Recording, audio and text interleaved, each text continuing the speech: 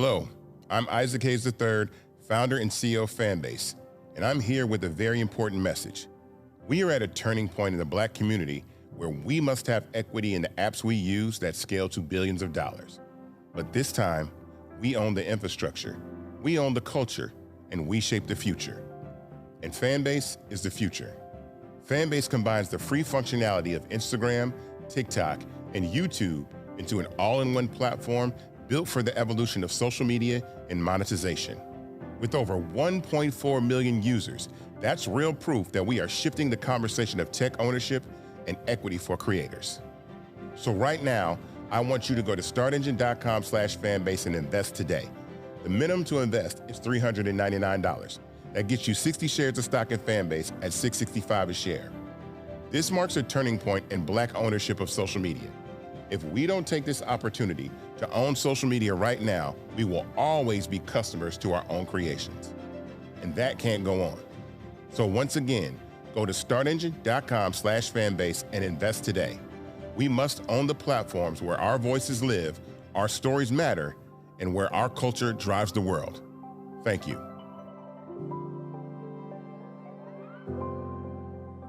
Folks, Black Star Network is here. Hold no punches! I'm real revolutionary right now. Black power.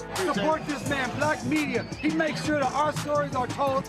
Thank you for being the voice of Black America, Roland. Stay black. I love y'all. All momentum we have now, we have to keep this going. The video looks phenomenal. See, this difference between Black Star Network and Black-owned media and something like CNN. You can't be Black-owned media and be scared. It's time to be smart. Bring your eyeballs home. You dig?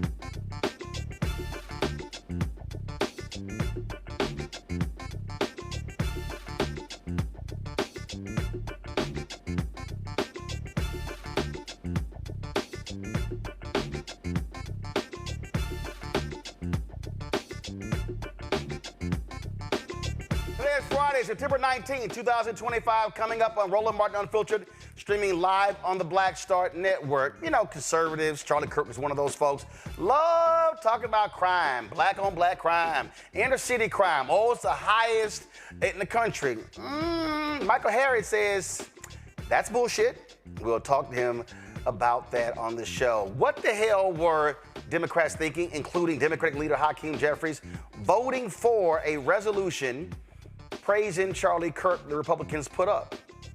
4 CBC members voted yes. I'm going to name all 4 on today's show. Progressive Ezra Klein sat down with right-wing ideologue Ben Shapiro, and they talked about Obama, race, and why the Republicans were so against Obama. I don't know what the hell Klein was talking about, and I damn sure know what the hell Ben Shapiro was talking about, but y'all know I got something to say about that. Also, Houston Tillerson College at HBCU in Austin, Texas gets a $150 million donation. I will have the president right here on the show. Lots more we're going to talk about. So let's go. It's time to bring the funk. I'm Roland Martin Unfiltered. On the Black Star Network, let's go. He's got it. Whatever the biz, he's on it. Whatever it is, he's got the scoop, the fact, the find. And when it breaks, he's right on time and it's rolling. Best believe he's knowing. Putting it down from sports to news to politics. With entertainment just for kicks, he's rolling. It's on go, roll, roll, y'all. It's Roland Martin, yeah. Rolling with Roland now.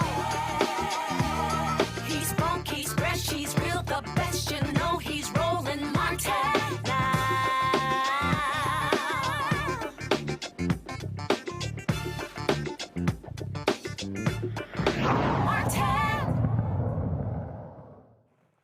Donald Trump can't stand black people, especially black people who lead cities in this country. He's always ragging on Chicago, Mayor Brendan Johnson, Los Angeles, Mayor Karen Bass, Brandon Scott in Baltimore, Memphis, Paul Young. We can go on and on and on.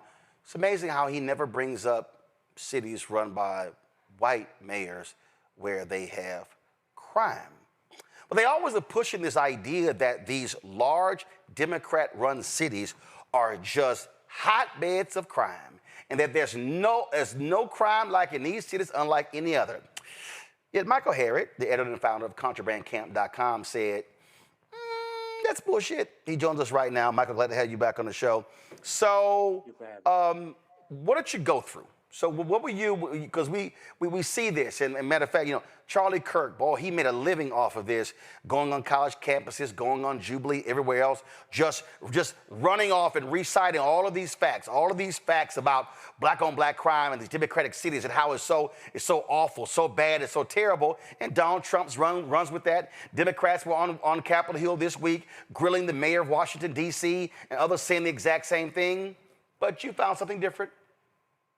Yeah, so I actually started this, not in response to Charlie Kirk, because I don't think, like, this took so long that it couldn't have been done that quickly. I started this before, just to, you know, you've heard that rhetoric.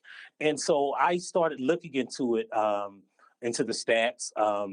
Again, I always have to remind people that, like, you know, my career started as an economist, as that's what I taught in colleges across the country. And so what we found was that, first of all, one of the reasons we need to be teaching people civics lesson is that really there is no such thing as Democrat-run cities, right? Like, cities don't make the law that govern crime, right? Cities don't control the law. Even in large cities like New York, the state legislatures write the crime, the government write the laws. The state legislatures fund policing efforts. They fund the police academy in the states. So, like, mayors and city councils have very little to do with crime. If anything, they hire the police officers. And, you know, I always give my spiel here. Police officers do not prevent crime. They enforce the law that's already written.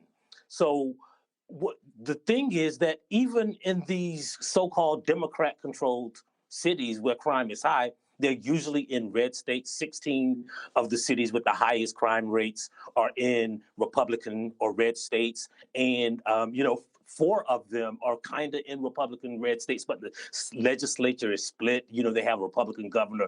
One branch of the House, of the legislature is Republican controlled, but they might have another branch that has a slight Democratic majority. But only 4 of the worst, most violent cities are in blue states. And the other thing we should know is when they always bring up Chicago, when it comes to violent crime, Chicago is 121st on the list.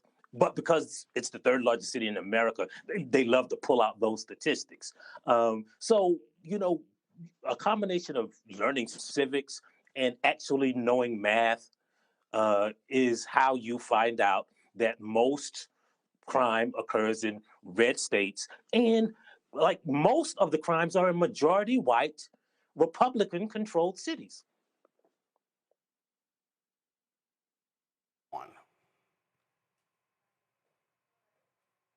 Yeah, you broke up for a second. Yeah, what are you basing the data on? So when you're talking about this, what are you basing that on?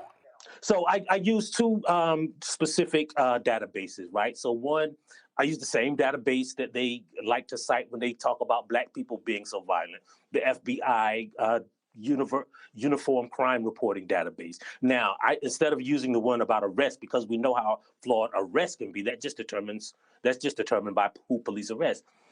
The FBI also has a database on reported crime. So all of the crime that's reported, whether it's solved or not, whether they arrest someone or not, I use that database. And the other database that I use, aside from the census, is the American Council of State Legislatures account of, they do a monthly report on who controls each state's legislature and governorship. So those are that's the data I use, government data. So what's amazing to me is this wasn't hard for you to find.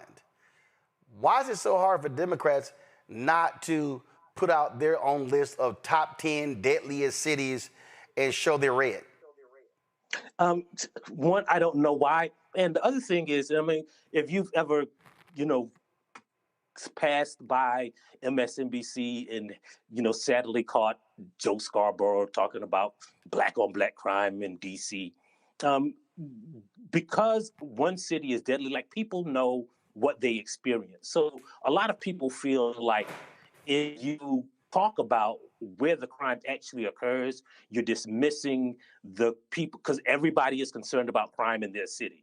And, there's years of Gallup research that shows that most people, whether they're black or white, wherever they live, they feel like crime is getting worse.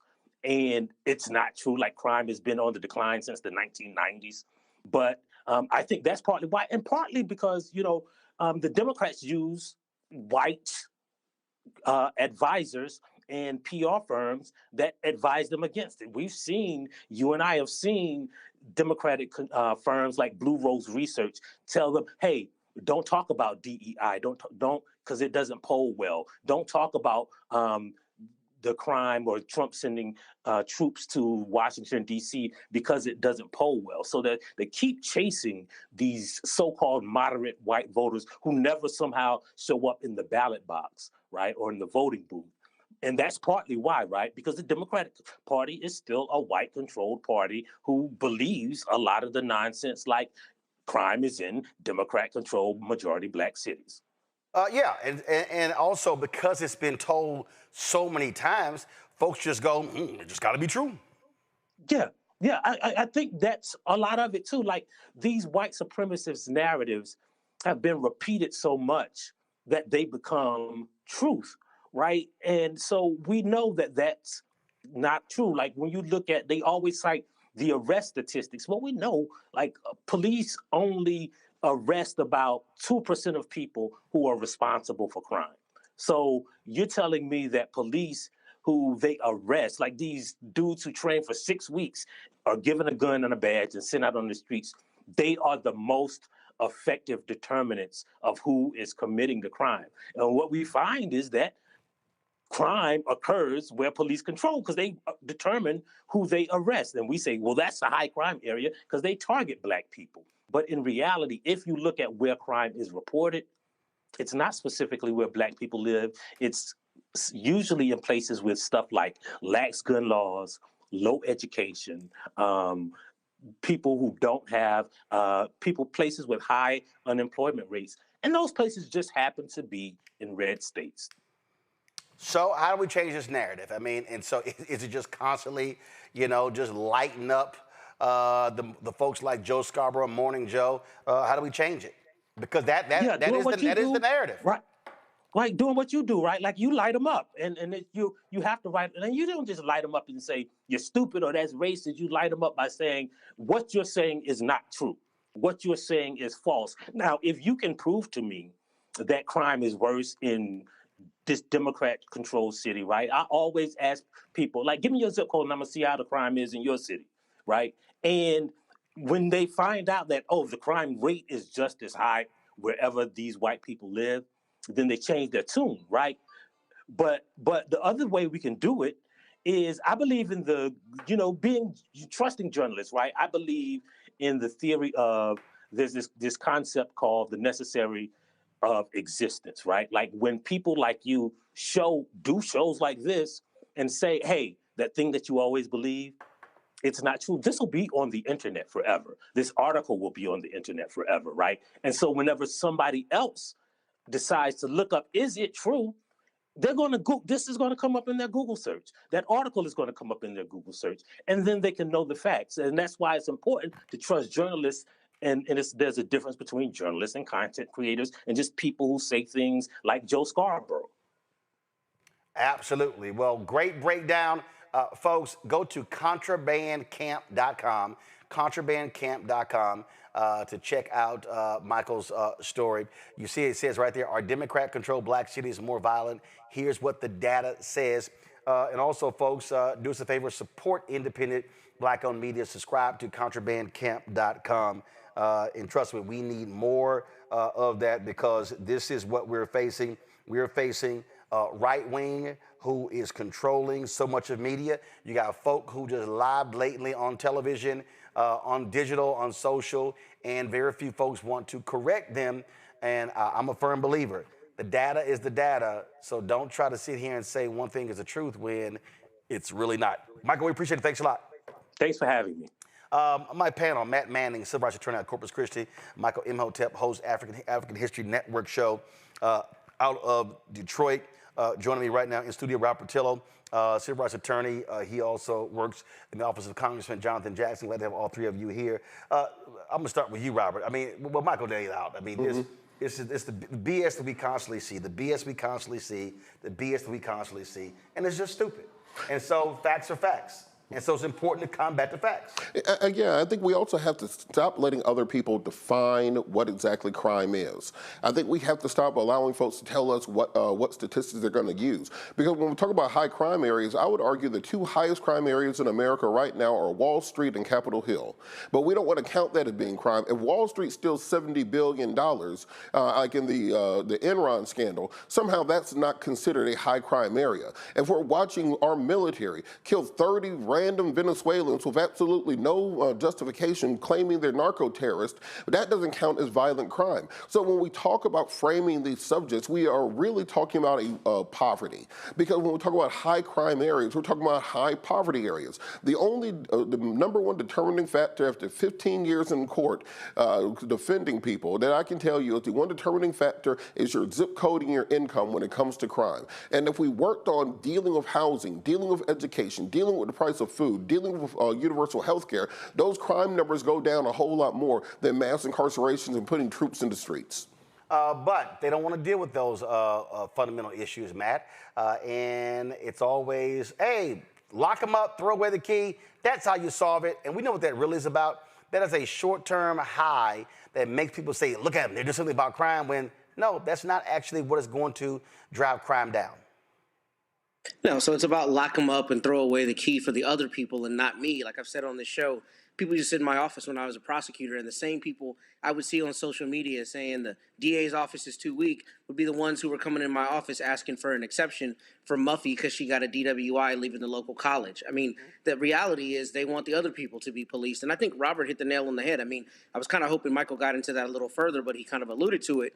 When he talked about a lot of the other metrics, crime doesn't happen in a vacuum. And we know that when it comes to policing and arrests, police tend to be considerably more arrest heavy in the areas of town where they don't think that people there either have political power or have socioeconomic status or have been forgotten by the city, as is true across this country. And they arrest a lot more there than they do in the rich part of town. Let's just be straight up honest. How many times have I read a police report where the cop tells some rich kid that, go ahead and get out of here, and they're going to snuff the weed out on the ground, but on the west side of town, they're hooking that kid up every day of the week for weed. I mean, that's just the reality of it.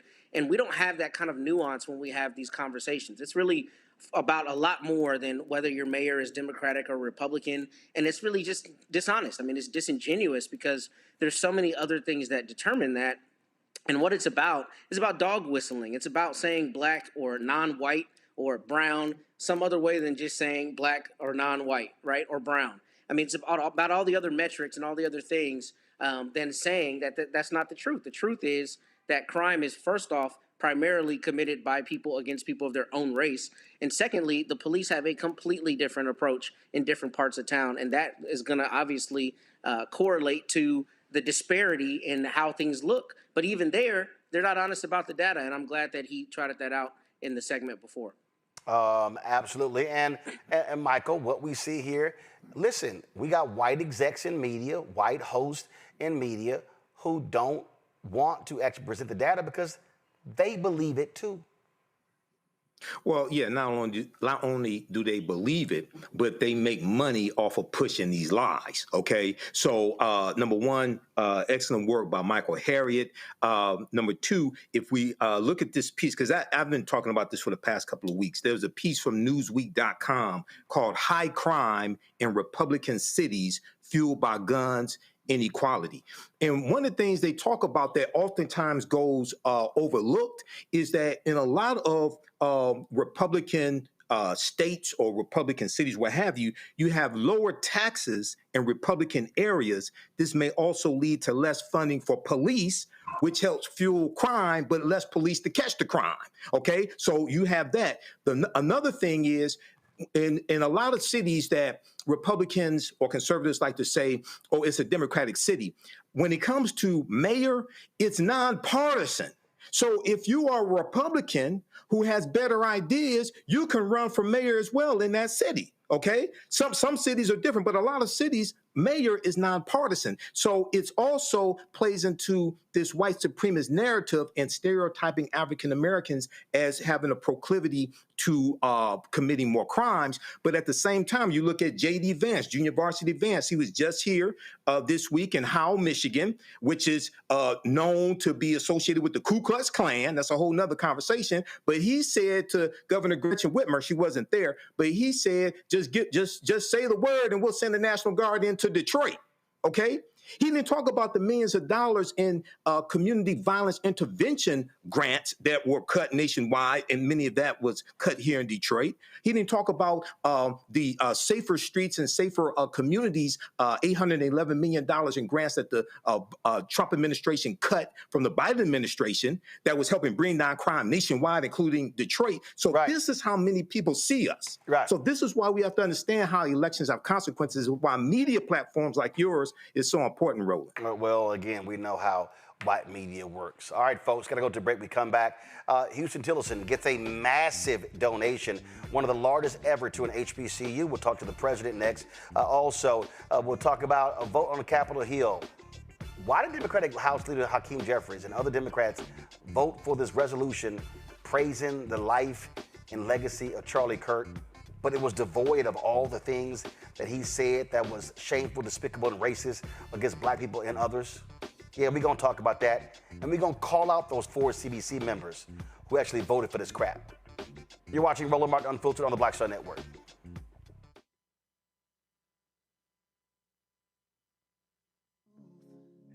Black Star Network, what's happening? It's your man, Kim. And look, my new single, Rock With Me, is on fire. We debuted as the #1 most added and greatest gainer at R&B radio. So look, I want you to go check it out at musicbykim.com. Listen to it, download it, tell me what you think about it. Also, make sure you sign up to be a part of my community so we can stay connected. At Music by Kim on all social media platforms. Thank you for rocking with me. And keep love on the one. 'Cause I want you to rock with me. In a strange world, darkness falls forever, maybe let's be the dawn. When it feels like it's taking me over, you're making me stronger, my sweet love. I'm Dr. Greg Carr, and coming up on The Next Black Table, we're speaking with Dr. Lucius T. Outlaw Jr., master teacher and philosopher. He takes us on his journey to discover and celebrate Black philosophy. From my undergraduate years at Fisk all the way through my PhD, I was never in a philosophy class where I had a professor who was a person of African descent, nor assigned a text written by a person of African descent, ever. How he pushed back at those who said there was no such thing, and got us all thinking about what it means to be Black. That's on The Next Black Table, exclusively on the Black Star Network. This week on A Balanced Life with Dr. Jackie, we're talking all things entrepreneurship. Whether you want to jump right in, take a leap of faith, or you've just been thinking about it for a while, we're having a one-on-one candid conversation with Dr. Tierney, our level up coach and YouTuber of the amazing Hey Sugar. So let's talk about entrepreneurship. Before you jump out here, know that it is some work that goes into it. And not necessarily the work in the business itself, but some inner work. That's this week on A Balanced Life with Dr. Jackie on Black Star Network.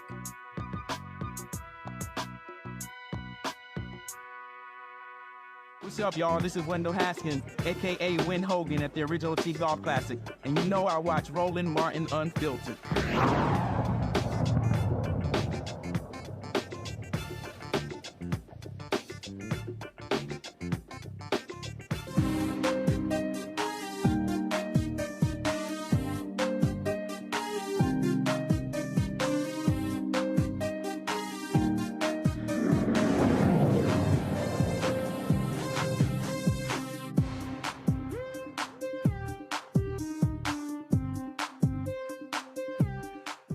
Folks, huge donation coming the way to Houston-Tillerson College in Austin, Texas. The Moody Foundation announced a $150 million donation, which matches, of course, HT's 150th anniversary. This is one of the largest donations ever given to an HBCU.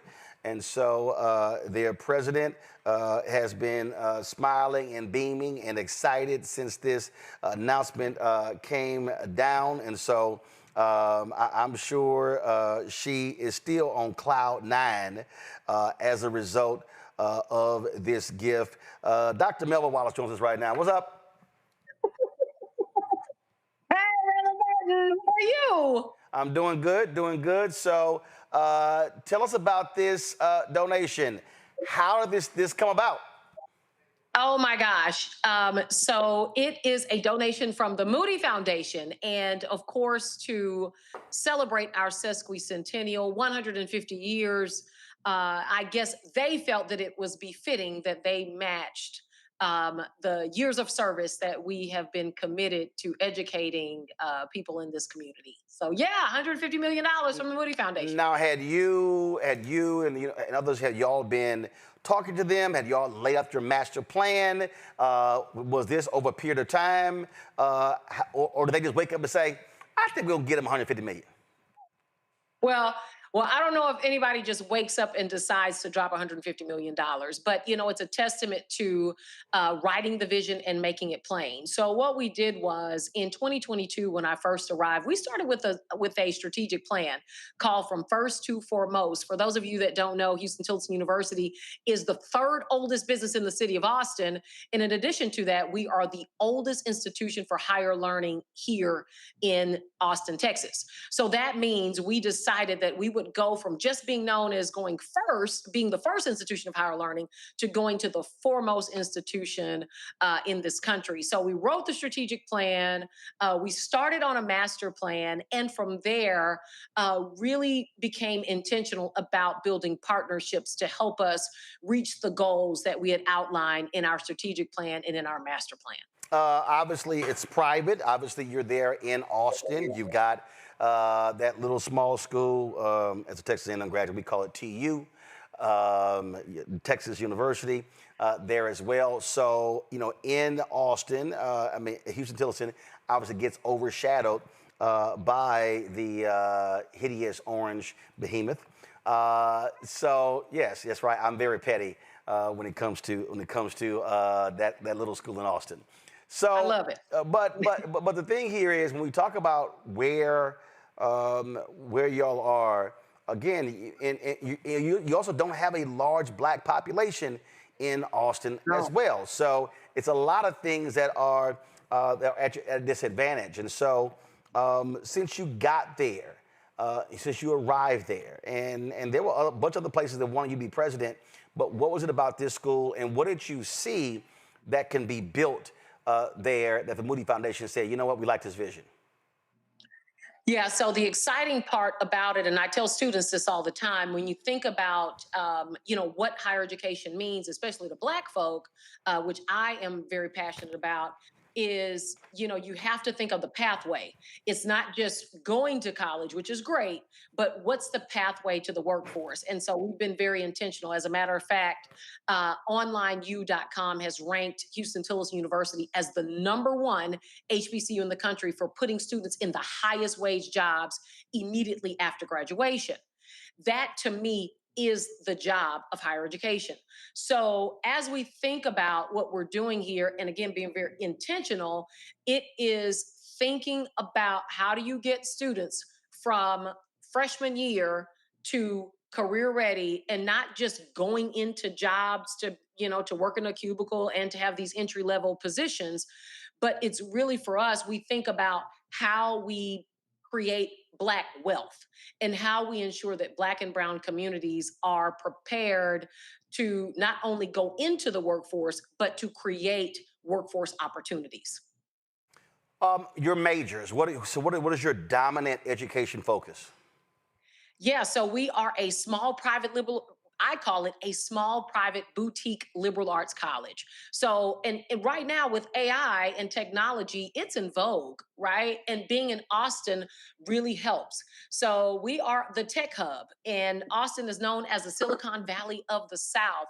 And so with that in mind, we have a lot of STEM majors, business majors, computer science.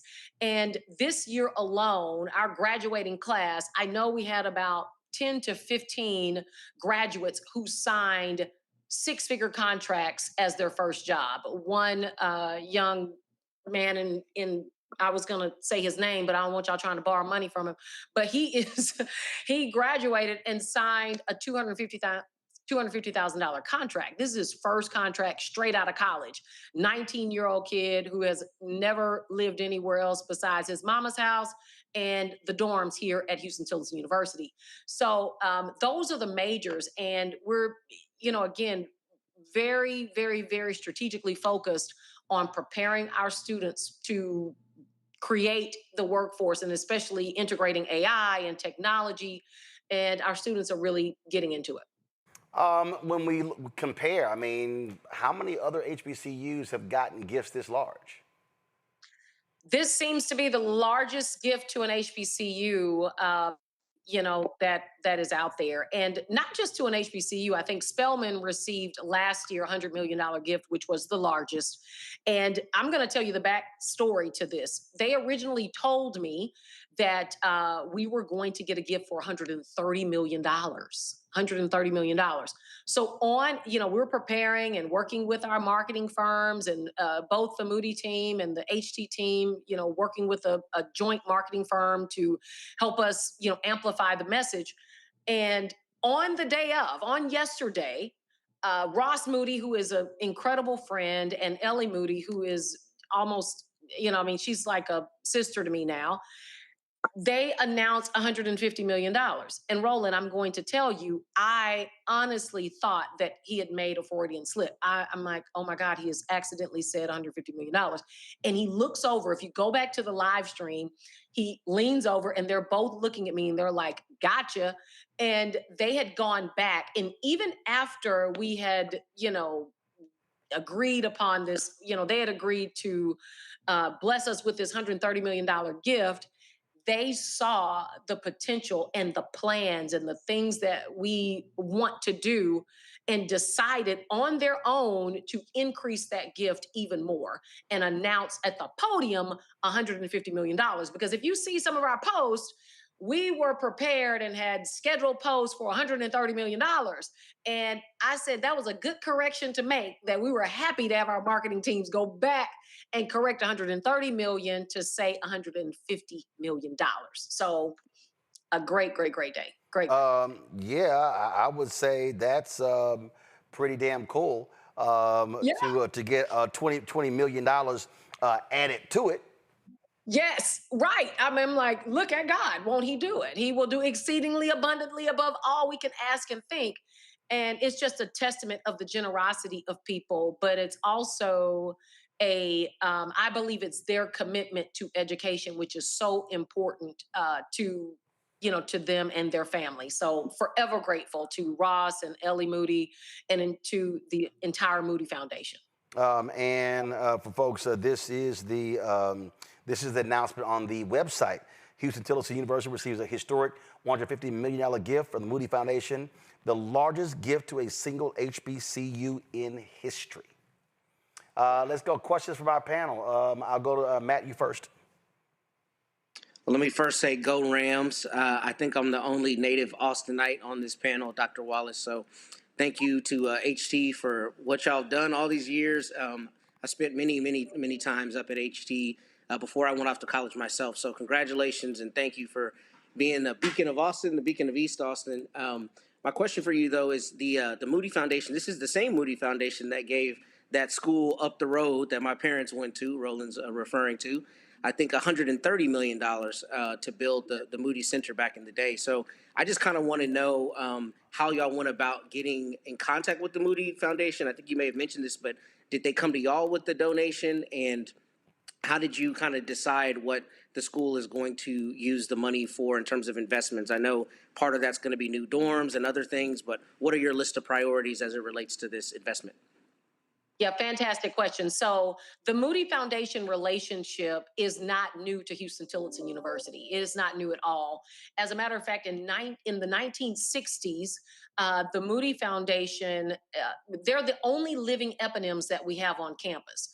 And all of our buildings are named, like most university campuses, the building is named after someone. But they are the only living eponyms that we have with a building with their name on it. So we have the Jackson Moody Building, Humanities Building, that is here on campus. So the relationship was there. And that's a testament to saying, especially to other universities and HBCUs, thinking about where the relationships are currently and finding ways to re-engage those donors. And, Ross Moody, in all of his brilliance, just knowing about our institution and, of course, us operating in excellence every single day, decided to contact us to discuss and to discover how we might partner on something really special. And when you think about the matching, the gift and saying, okay, $130 million to UT, and then him upping the ante because he really wanted to show, and the Moody Foundation really wanted to show their commitment to this university and the commitment to this HBCU. And I will also add, just when you think about the gifts, $150 million, yeah, it's a big number for HBCUs, but in the scheme of all higher education, this is, from our research, I think we're in the top 20 or 30 universities to receive this type of gift. And when you're asking about what we plan on doing with it, part of it is for infrastructure. We can't continue to look like what we've been through. Okay. And so for us, it's building state-of-the-art student apartments for our students, as well as student scholarships. My goal is to ensure, and it aligns with the Moody's, that we can put students into the workforce with as less debt as possible. As less debt as possible. That's the goal. Robert. I want you to talk about this idea that you said earlier about being almost a boutique university. I love that idea of being boutique, being luxurious, being artisanal, being small batch, being almost this luxury lifestyle brand of universities. Can you kind of expand on that for people who have never heard the concept? Yeah, absolutely. So, what I appreciate about this ecosystem that we call Houston-Tillotson University is that, yes, we're located in a metropolitan city, the capital of Texas. And I look right out of my window and I see the Capitol. We're located downtown. It's a gorgeous view. And I can look at the Indeed Tower and I see all of the technology. But when you come on our campus, you feel the boutique nature of the experience that is exclusive. And it's exclusive to those who desire to have a education that is rewarding not only while you are a student. We all know that the HBCU lifestyle is fun and it's energetic and it's amplified on social media to be this just the excitement around what HBCUs mean. But at our university, we really hone in on the family and the close-knit nature and the connectivity of what we do on our campus. And so I like to refer to it as the boutique college feel. Michael? Dr. Wallace, I know you said that two of the major chunks of the 150 million will go to housing and scholarships to bring down the cost of education for students. But I was also wondering, you mentioned technology a minute ago. I was wondering if you could talk about a little bit what you envision as far as investments into various departments, acquiring new technology, new labs, different things of this nature. I appreciate that question because we like to believe that we are leading in that space. This year, we started the HBCU AI Con. The HBCU AI Conference was a brainchild of mine because I have been going and speaking at a lot of conferences about AI and higher education. And although I was going to a lot of national conferences, not a lot of people who looked like me were at these conferences. So I knew that, being in the HBCU space, we have to be at the table as we're having these discussions. So we created the HBCU AI Con, and to be quite honest, I thought it would be cool if I had 50 or 60 people that showed up to Austin, and we would have this little teensy South by Southwest experience, and we would check a box and all would be well. Well, 500 people showed up. And it was absolutely incredible. So yes, we're doing our best to keep up with the forefront of technology. But as you know, tech is changing at the speed of light. And, my belief is that in the next 2 years, this world would have advanced, technologically 30 years. And we have to be at the forefront of that. So absolutely, in this master plan, it addresses technology efforts, making sure that what we build is not being built for today, but it is being built for tomorrow and what that looks like. All right, thank you. Last question. We've known each other for a number of years. There were a number of used to be at Southern University in Shreveport, right? And Yes. and a lot of so there were a number of HBCUs were wanting you to be president, and you were like, nah. You passed on several. Why did you pick Houston-Tillotson? And I'm sure your folks there, your board is trying to make sure that you stick around. Yeah. There are a couple of things that come to mind, and I want to say this to all of those who are parents of students who are in the college choice process, as well as students who are thinking about going to college. It is, it's an entire concept that you must consider. One is that it's in a metropolitan city. Most of our top universities, if you take, Baylor, Texas A&M, Ole Miss, these are in cities where there aren't a lot of workforce opportunities in the city itself.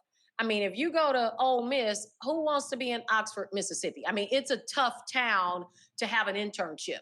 It's a tough city to get the experiences that, especially students who are attending an HBCU, it becomes very difficult to get those experiences outside of the classroom.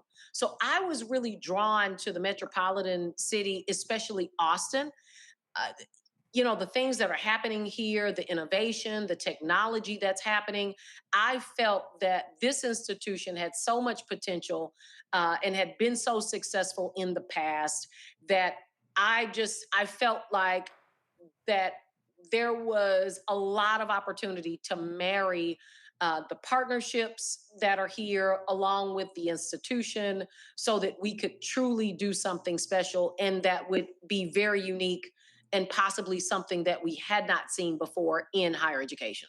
All right, then. Well, again, huge congratulations to you and the Houston Tillerson family. And was it a couple of years ago I was there when I spoke on campus? It was a couple of years ago. So enjoy it there. And, of course, I had been to the campus many times when I worked at the Austin American Statesman just out of college as well. So Houston Tillerson is not new to me at all. So congrats on $150 million, and I look forward to coming back to campus. I can't wait. We'll do it again another time when I get the next $150 million. How about that? There you go. All right, we appreciate it. Thanks a lot. All right, have a good day, everybody. All right, folks, got to go to break. We come back. We're going to talk about Republicans pushing through a resolution in the House praising the life and legacy of Charlie Kirk. Why do so many Democrats vote for it, including Democratic leader Hakeem Jeffries? Yeah, I got something to say about that. Folks, support Roland Martin Unfiltered by joining our Bring the Funk fan club. If you want to support the work that we do via Cash App, use the Stripe QR code. You see it in the bottom left-hand corner. PayPal is R Martin Unfiltered. Venmo's RM Unfiltered. Zelle, Roland at RolandSMartin.com. Roland at RolandMartinUnfiltered.com. Checks and money order. Make it payable to Roland Martin Unfiltered. P.O. Box 57196, Washington, D.C. 20037-0196. Back in a moment. On the next Get Wealthy with me, Deborah Owens, America's Wealth Coach, we talk about the principles of mindset, strategy, and execution. This week, we're adding a fourth, faith.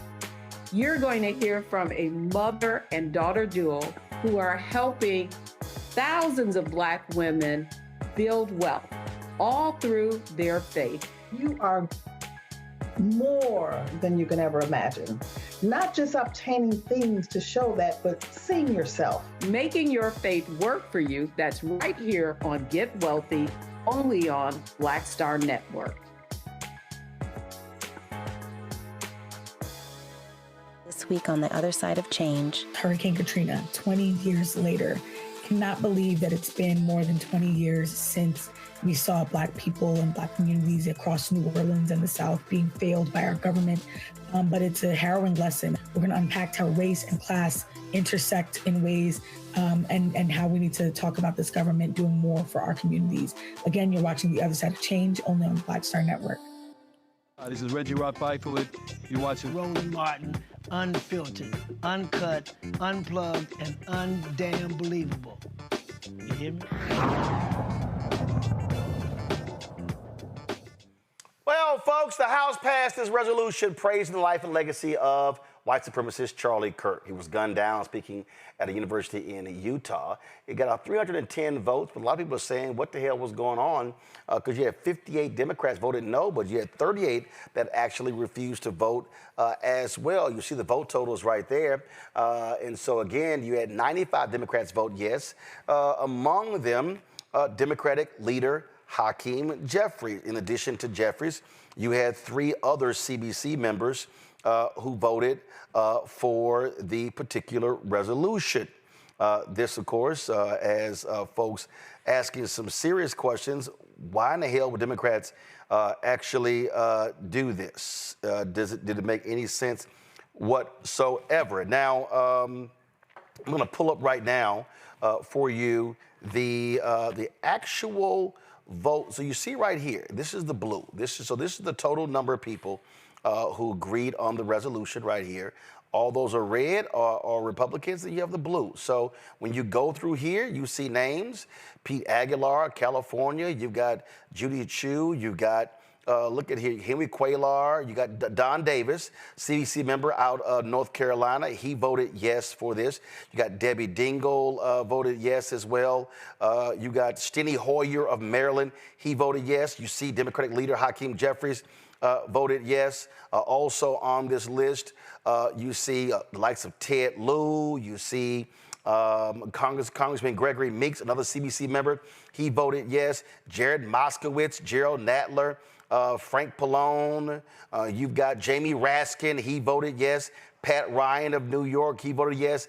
David Scott, which he's in a plus 42 point Democratic district. He voted yes as well. And then when you look at the other names here, Congresswoman Debbie Wasserman Schultz, former head of the DNC, also voted yes. Now, if we go down here, these are the Democrats that voted no.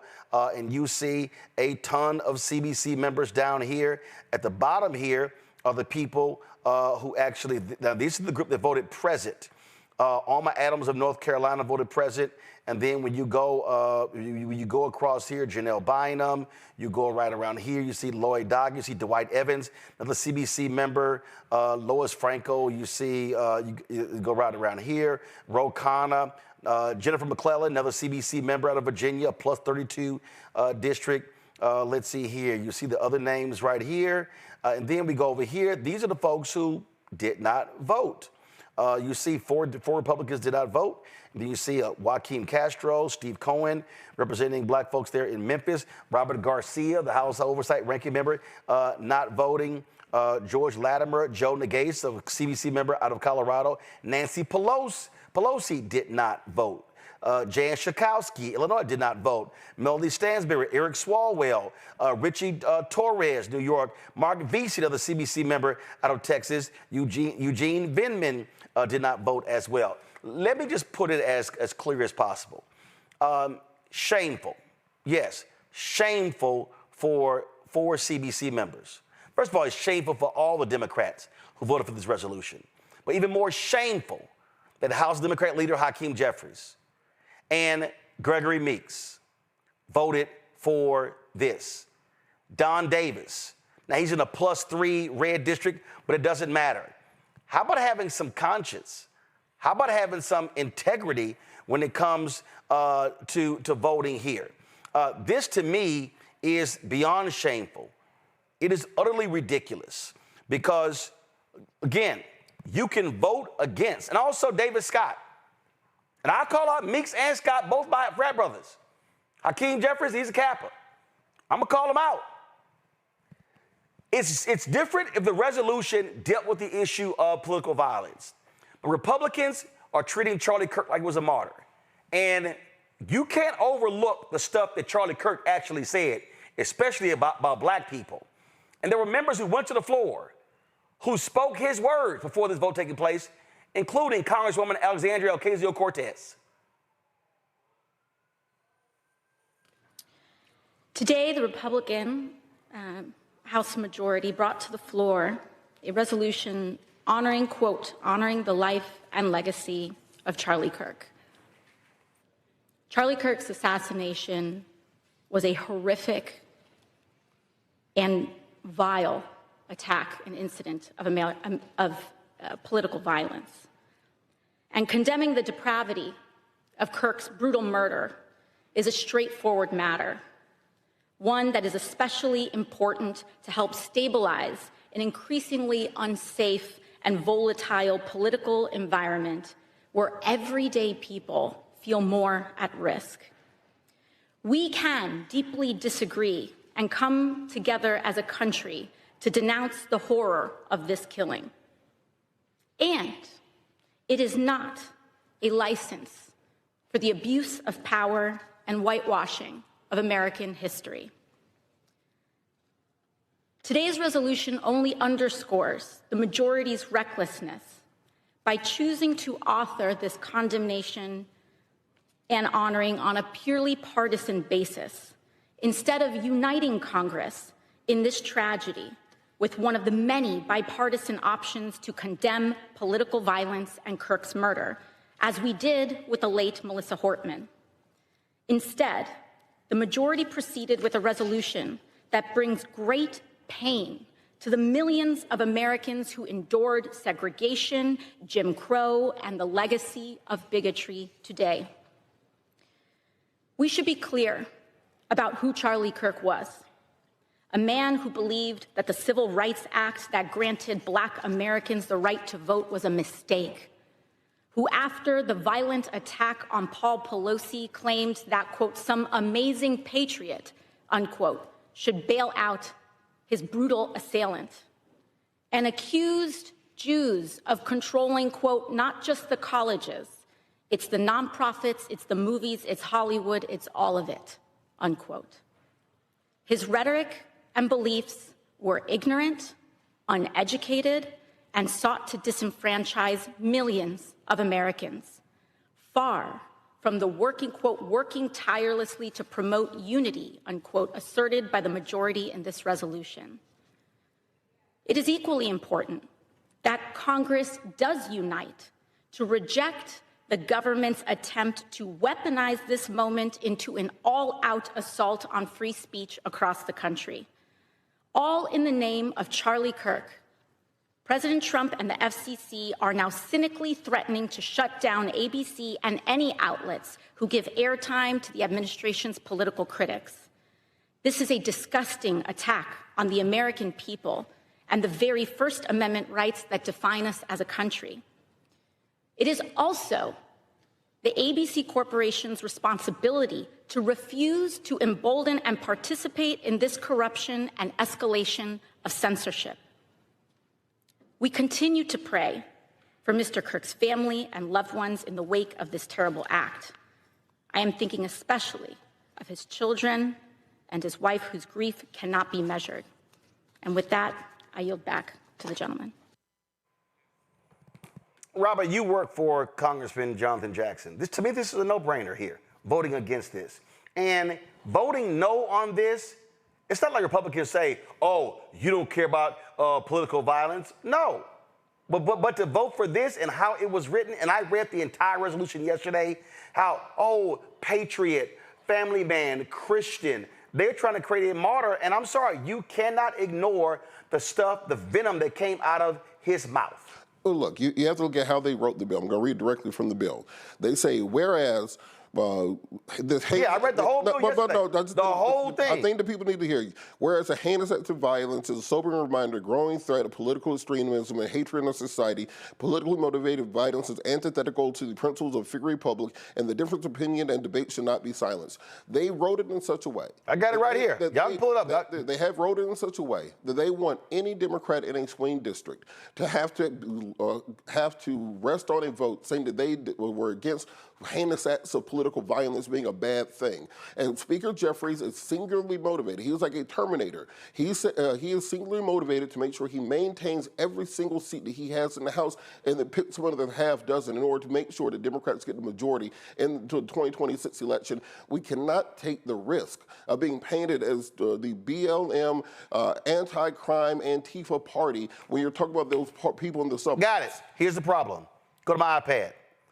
This chart here shows you these districts, okay? Plus 39, plus 17, plus 31, plus 13, plus 35, plus 11, plus 24, plus 26, plus 16. Now, Jim Costa's plus 3.8. Henry Cuellar is a Republican plus 7.3. Don Davis is plus 3.2. But let's go right here. Plus 15, plus 13, plus 28, plus 5, plus 23. I'm looking at plus 23, plus 11, plus Steny Hoyer is plus 33. Jared Huffman is plus 45. Jeffries is plus 44. Okay? Rick Larson, plus 23. John Larson, plus 22. I'm going to go up here. Susie Lee, Republican, plus 0.7. Mike Levin, Democrat, plus 7.8. Sam Liccardo, California, plus 48.5. Ted Lieu, plus 39. Zoe Lofgren, plus 29. Stephen Lynch, plus 25. Sarah McBride, plus 14. Now, I'm skipping everybody who's under 9. Okay, but Morgan McGarvey, plus 18. James McGovern, plus 20. Congressman Gregory Meeks, plus 41.8. Joseph Morrell, plus 18. Kelly Morrison, plus 21. Richard Neal, plus 13. John Olszewski, plus 18. Jimmy Panetta, plus 34. Scott Peters, plus 29. Jamie Raskin, plus 55.8. Luz Rivas, plus 34. Deborah Ross, plus 33. Bradley Schneider, plus 22. David Scott, Georgia, plus 42.4. I guarantee you they're going to use that against him when he's running for re-election. Mikey Sherrill, who's running for governor of New Jersey, plus 0.887. Adam Smith, plus 41. Then I go over here. Haley Stevens, plus 16. Lori Trahan, plus 18. Juan Vargas, plus 21. Michael, these folks have no damn excuse. Yeah, Roland, you know, I looked at the pros and cons of this. I read the article from Reuters where Jamie Raskin was telling Democrats to avoid the trap, don't fall into the Republican trap, vote for the bill. I'm glad you read the bill yesterday. I watched your show yesterday. And I read statements from the Congressional Black Caucus members saying why they could not vote for this bill. Okay. And I would have to go with them. You know, if I was, you know, I'm not an elected official, never will be. But if I was, I couldn't vote for this white nationalist bill that is going to be a national day of remembrance for Charlie Kirk, and looking at the negative things he said about black people, especially black women. We look at the professor's watch list he had that also encouraged his followers to go online and attack African-American professors like Dr. Stacey Patton. Okay, so but this is now, even though we're calling out the Democrats who voted for these things like this, we have to remember all 215 Republicans voted for this. So we have to pay them back at the ballot box. Yes, we can hold the Democrats accountable who voted for it, but oftentimes what happens, and I'm not saying you're doing this, Roland, but oftentimes what happens, Republicans vote for bills that harm us and they pay no price. So we have to make sure that they pay a price at the ballot box when we vote them out. But here's the thing right here, to that particular point, Matt. Go to my iPad. When Congressman Jamal Bowman put forth a resolution to condemn white supremacy after 10 black people were gunned down in a Buffalo grocery store, guess what this article says? Every Republican in the House voted against the measure, including those Republicans who are in swing districts. The point I'm making here, Matt, this is where you have to have a conscience and some guts and say, I'm sorry. If y'all don't want to reelect me, that's fine. But I'm not voting for some bullshit. I agree with you completely. I agree with you completely, and I agree with Michael's sentiment on it. And I get the strategic question of avoiding the trap and being concerned about how things will be painted. But, you know, if you want to look at the language of that resolution further, that language of the resolution completely sanitizes what Charlie Kirk really did. It actually says nothing. Nothing. It's look at this here. Look, no, this it right here. He was a dedicated husband to his beloved wife, Erica Kirk, loving father to their daughter. That's all fine. Exemplifying the virtues of faith, fidelity, and fatherhood. Okay, that's fine. A fierce defender of the American founding and its timeless principle of life, liberty, limited government, and individual responsibility. Oh, how he got this group and they proposed this here. But this right here, I'm sorry, bullshit. He became one of the most prominent voices in America, engaging in respectful civil discourse across college campuses, media platforms, and national forums, always seeking to elevate truth, foster understanding, and strengthen the republic. How about when he also lied? But go ahead. But that's the exact paragraph, or one of the paragraphs I was thinking of. I mean, you know, sanitizing this to say respectful civil discourse when you're saying things like a Supreme Court justice doesn't have the requisite cognitive power, black women don't have the requisite, you know, brain power to be in certain positions. That is not per se respectful discourse. What I think they have done is a good job of conflating the way somebody said something or the tone that he used or the perceived calmness with, quote, respect. He was not a respectful person. The discourse was abhorrent. And that if it were coming out of a black person's mouth and it were trained at white people, they would call him every manner of racist and hateful and whatever. But because his ideology dovetails with the party in power and the party that is trying to leverage this tragic killing, they are going to, make it sound, lionize him, basically. They're lionizing him. And I think the problem with this is one, ceremonial. Two, it's not truly substantive. And three, when you look at the language, it is legitimizing people who use this kind of language and this kind of vitriol by making them martyrs. And that's the problem. I think there's a difference between saying we've got a First Amendment right, free speech, all of those things. I could not agree more, forcefully. But I think we also have to be able to say, if you are saying abhorrent things about people in society, you may have a freedom of speech, but you don't have a freedom of consequence. And one of those consequences is we may say that you are a hateful, vitriolic person.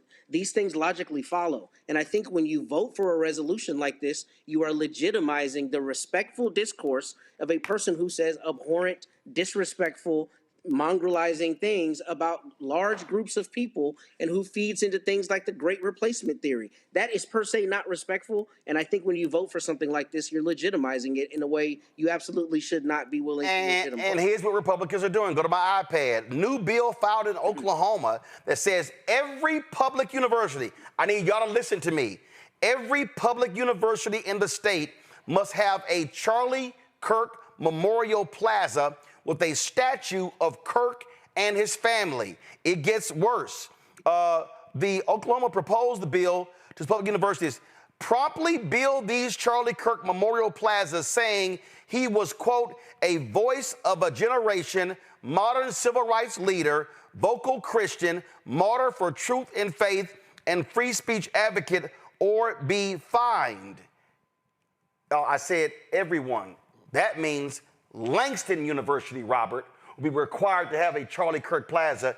And the Democrats who voted for this now give them cover by saying, well, wait a minute, your House Democratic leader, your former whip, Steny Hoyer, they voted for this resolution praising the life and work of Charlie Kirk. Look, we have to look at the bigger picture on this. We have to remember that we're going to be in a tooth and nail fight next year trying to take back the House of Representatives. And even if your district is safe, you have to look at the six of your brother and figure out whether or not this will be painted in such a way that makes it look like Democrats are in favor of political violence, when we know good and well that these issues are taking place across the board. We have to deal with gun violence. We have to deal with the mental health crisis. But when we take these ceremonial votes and make this the hill that we are going to die on, we risk the real substantive issues such as Medicare, SNAP, housing, all Robert, those things are in danger. No. What Democrats risk by not taking a stand is for their own people not voting. The most fundamental problem they have right now, it's all in the polling.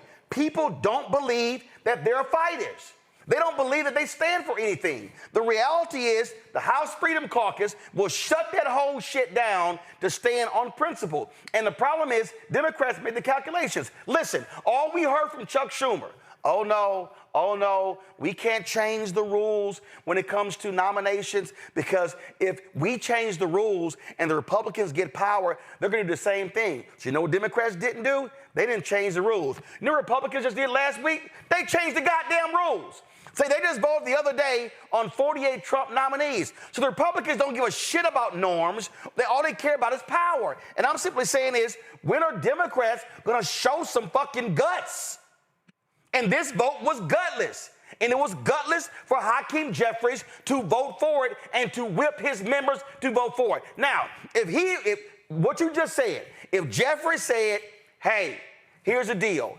Anybody who's in a district that's 10 points or less blue and is red, guess what? Y'all go ahead and vote for it. But the rest of y'all, we ain't voting for this shit. That ain't what he did. You have to look at what we're trying to do. And we risk this in what happened in 2020 and 2024. They were able to paint Democrats as being the anti-police, defund the police, all these issues, and it lost in the suburbs, it's lost in the margins, it's lost in those areas. No. They lost, Robert, with some sorry-ass candidates. because there were other people who were in the same suburban districts who also won, who were better candidates. Ocasio-Cortez made that particular point. Matt, the problem they have is they're gonna need their base coming out hard in the election. And if you doing stuff and you telling your base it's sort of blasé, who the hell gonna swing for you? And I actually agree with you 1,000%, Roland. I don't detract from that point at all, because I think here the Democrats should have chosen, those who voted should have chosen the stronger path. I get Robert's concern. I understand it conceptually from a strategic standpoint, but I think the problem is this. Number one, it's not like you're going to curry favor with the people who aren't going to vote Democrat anyway by voting for this resolution, number one. Number two, it's a ceremonial resolution that's not substantive. You're not talking about funding anything. You're talking about lionizing a person who said abhorrent things and who is being lionized for saying abhorrent things because its quote is indicative of the freedom of speech. I don't think they had to do that. I think they could have issued a resolution or issued a statement separately that says we condemn political violence, but not also voted for this resolution. And I understand that the wording made people concerned. I understand I'm not in a political office, so, I get how you can have those concerns strategically. But I think this was a perfect time to show the exact kind of fight that particularly young people, I feel like, across the nation are saying the Democrats don't have. When the Democrats have an opportunity to show that they have a backbone, they do this. They vote for this resolution, which doesn't make any sense to me. I mean, it legitimized, in my opinion, horrible rhetoric under the guise of it being respectful discourse. And I think there's another path, which is you issue a statement that says we soundly condemn political violence, and then you don't vote for this or you vote against this. And then I think you accomplish both goals. And even if you get painted as being whatever, socialist, far right or far left, voting for political violence, then you have a statement against that. But it's not like they're going to show you love anyway, voting for this resolution. I don't think that you needed to do this. And I think it showed a lack of backbone, to be frank. And here's the whole deal, Michael. Congressman Mark Vesey actually had an alternative resolution that specifically spoke to political violence, that left all the rest of that crap out. And if you were a Democrat and you this is what you say, I would have voted for this. This is what my colleague put forth. It has every single thing in there talking about political violence, but it did not have all the rest of that crap. That's how I would respond to somebody who would say, how dare you vote against this resolution for Charlie Kirk? I would have said, I would have voted for this one, but Republicans wouldn't let it happen. Absolutely. A few things. So I totally understand the bigger picture that Robert is focused on. Okay. I totally understand that. But at the very same time, January 6th, a lot of the people who voted, Republicans who voted for this resolution, voted not to convict Trump in the House when they had the impeachment. Okay. Number one, for January 6th. Number two, a lot of them supported the January 6th insurrectionists. That was political violence. So you can, on the one hand, in this resolution, denounce political violence when you supported it with the January 6th insurrection and you supported Trump giving a pardon to 1,500 of the insurrectionists. This is a bullshit resolution, okay? So Democrats, and 95 Democrats voted for this, okay? I posted about this on my Facebook fan pages, and a lot of black people were saying, all of the CBC should have voted no on this, and they were giving hell to the Democrats who voted for this resolution. And this, once again, contributes to the narrative that Democrats, many of them are weak and don't fight. Okay, so all of them should have voted no on this, and then say, hey, Mark Vesey's resolution will go, this is what we wanted, and you can't, and they need to hang around the neck of Republicans. You can't on the one hand say that you are against political violence, but you supported January 6th. And what has to happen now, what has to happen right now is, Jeffries, every damn time there's a school shooting, resolution.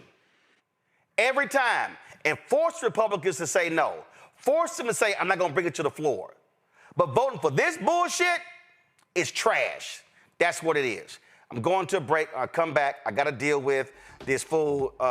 It's a lot, y'all. Nany Mace showed her ass talking to Muriel Bowser this week. We're going to show that. I got to show y'all. We can talk about Ezra Klein and Ben Shapiro.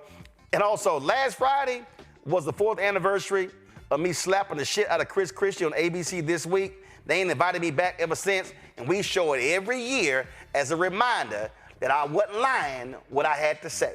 You're watching Roland Martin Unfiltered on the Black Star Network. I'm Dr. Greg Carr, and coming up on The Next Black Table, we're speaking with Dr. Lucius T. Outlaw Jr., master teacher and philosopher. He takes us on his journey to discover and celebrate Black philosophy. From my undergraduate years at Fisk all the way through my PhD, I was never in a philosophy class where I had a professor who was a person of African descent, nor a sign of text written by a person of African descent, ever.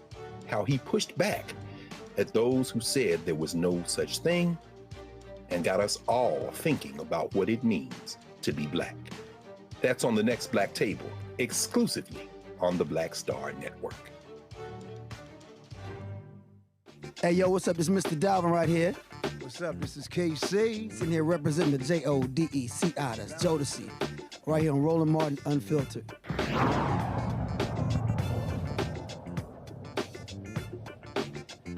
Officials from Washington, D.C. were on Capitol Hill this week dealing with the issue of funding, and of course, they had to get raked over the coals by Republicans. One of the most heinous, despicable persons in Congress is Nany Mace of South Carolina. And man, was she rude, disrespectful, and gross when she was talking with Muriel Bowser. Watch this. All right, Chair recognizes Ms. Mace from South Carolina. Thank you, Mr. Chairman, and good morning. The government of the District of Columbia, under the leadership sitting in front of us today, has become a poster child for DEI and gender madness. This has led to government. Mr. Chairman, this is not a concert. This audience can just settle down. Stop the clock, and the gentlelady's right. Under the rules of the House, the chairman is responsible for maintaining order and preserving decorum in the committee room. I expect audience members to be respectful of the committee, so I'd like to reclaim my time, too, Mr. Chairman. Absolutely. Ms. This has led to government-sanctioned racial discrimination and the erasure of women. Article 1, Section 8, Clause 17 provides Congress plenary authority over the District of Columbia. Using this authority today, I'll be introducing the No DEI in D.C. Act. This bill will rip the DEI and gender bender nonsense out of the D.C. government root and branch and restore common sense and equal treatment under the law. As the individuals charged with writing D.C. laws, signing D.C. laws, and enforcing D.C.'s laws, we have some questions for you on the meanings of some of the curious terms we have found in the D.C. Code. My first question for Mayor Bowser, it's yes or no. The D.C. Code makes numerous references to, quote, structural or institutional racism. Do you believe the D.C. government is structurally or institutionally racist? Yes or no? Yes or no? Is D.C. government racist, institutionally racist? Yes or no? All right, you can't answer the question. So my next question for Mayor Bowser, since you're going to sit there and placate or just be quiet, in Section 7-1234.02 of D.C. Code, you use the phrase child welfare involved birthing people. Child welfare involved birthing people. Can you explain to me what this means? I'm not that familiar with that part of the code. Okay, and so you don't know. In Section 7-1234.02 of D.C. Code, you use the phrase justice involved incarcerated and homeless birthing people and their non-birthing partners. Can you explain to this committee what that means?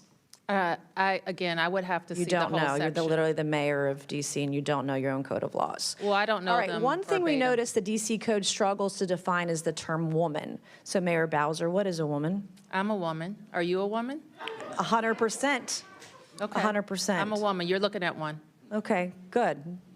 You actually, in Section 3-703 of the D.C. Code, you use the phrase, the intersectionality of gender and race to create unique dynamics and effects. Can you explain what this means to the committee? Where is that, ma'am? Section 3-703 of the D.C. Code. Do you know what that means? No, you don't know what that means. So Chapter 14D of the D.C. Code establishes the commission. I'm happy to answer questions. Mr. Chairman, I'm going to reclaim my time. This is not her time, it's my time. You can be quiet as I ask you questions, and then you can answer them. And then you can answer them. I'm not, Mr. Chairman, this is my time, not hers. I'd like to reclaim my time. Let's make good use of the time, Ms. Chair Mace. I'm making very good use of my time. Ms. Mace. And you're Ms. Mace making has my the point. floor. You're the mayor of D.C., and you don't even know your own code of laws. What is a birthing person? I would assume it's someone who gives birth. All right. Why don't you use, are these women? Are these moms? You think it's appropriate to call them birthing person? Can a man birth a person? Well, Be a that's birthing what person? I would call it, but I don't write all the laws, and I'm not familiar with every Can section. men get pregnant? No. Can men become women? Can a man become a woman? Yeah. Can a man become a woman? Miss Yes Mace, or no? Can a man become a woman? Yes or no? Miss Mace, I'm not here to my talk next about question, Chapter 14D of the D.C. Code establishes the Commission on Reparations and a reparations fund to provide eligible African Americans monetary reparations or other forms of redress. Is it the position of D.C. government benefits should be provided to individuals on the basis of race? I believe that the legislation requires a study. Okay, I'm asking you, is it the position of the D.C. government that government benefits should be provided on the basis of race? If you're is the referring to question. that legislation, I believe it requires a study. Okay, I'm asking you a question. Do you believe that government benefits should be given out on the basis of race? That is the question. This is the third time I'm asking. We have any number of benefits programs, and eligibility is established. You're not answering per- any of these per program. questions. I'll give it to you. You're slick. In Section 2-1383 of the D.C. Code, you use the phrase social value of the LGBTQ community business economy to the district. Can you explain what this means to the committee? It means that LGBT businesses provide economic benefit to the district's economy. Do you think all businesses provide economic benefit to the D.C. economy? They should, or they would be out of business. Yeah, of course. All right, thank you, Mr. Chairman. I yield back. Thank you. Chair recognizes. That heifer make my ass itch. I cannot stand. You know her ignorant ass running for governor of South Carolina. Governor of South Carolina. Oh, I can't stand her trifling ass. Go ahead. But look, that's exactly the point. She's running for governor of South Carolina. Those are her local politics. I remind people, there are only 3 million transgender people in the entire country. They are 1% of the population. The way conservatives talk about it, you would think there's one hopping out of every corner and in every phone booth. There's an obsession with it because that plays well with their Christian conservative base. And what she was fishing for was to get a clip of Muriel Bowser saying something that she could run in her campaign for governor. That could go viral on Newsmax and in 4chan and those places. You got to play the game. And that's what Muriel Bowser did. And here's the game.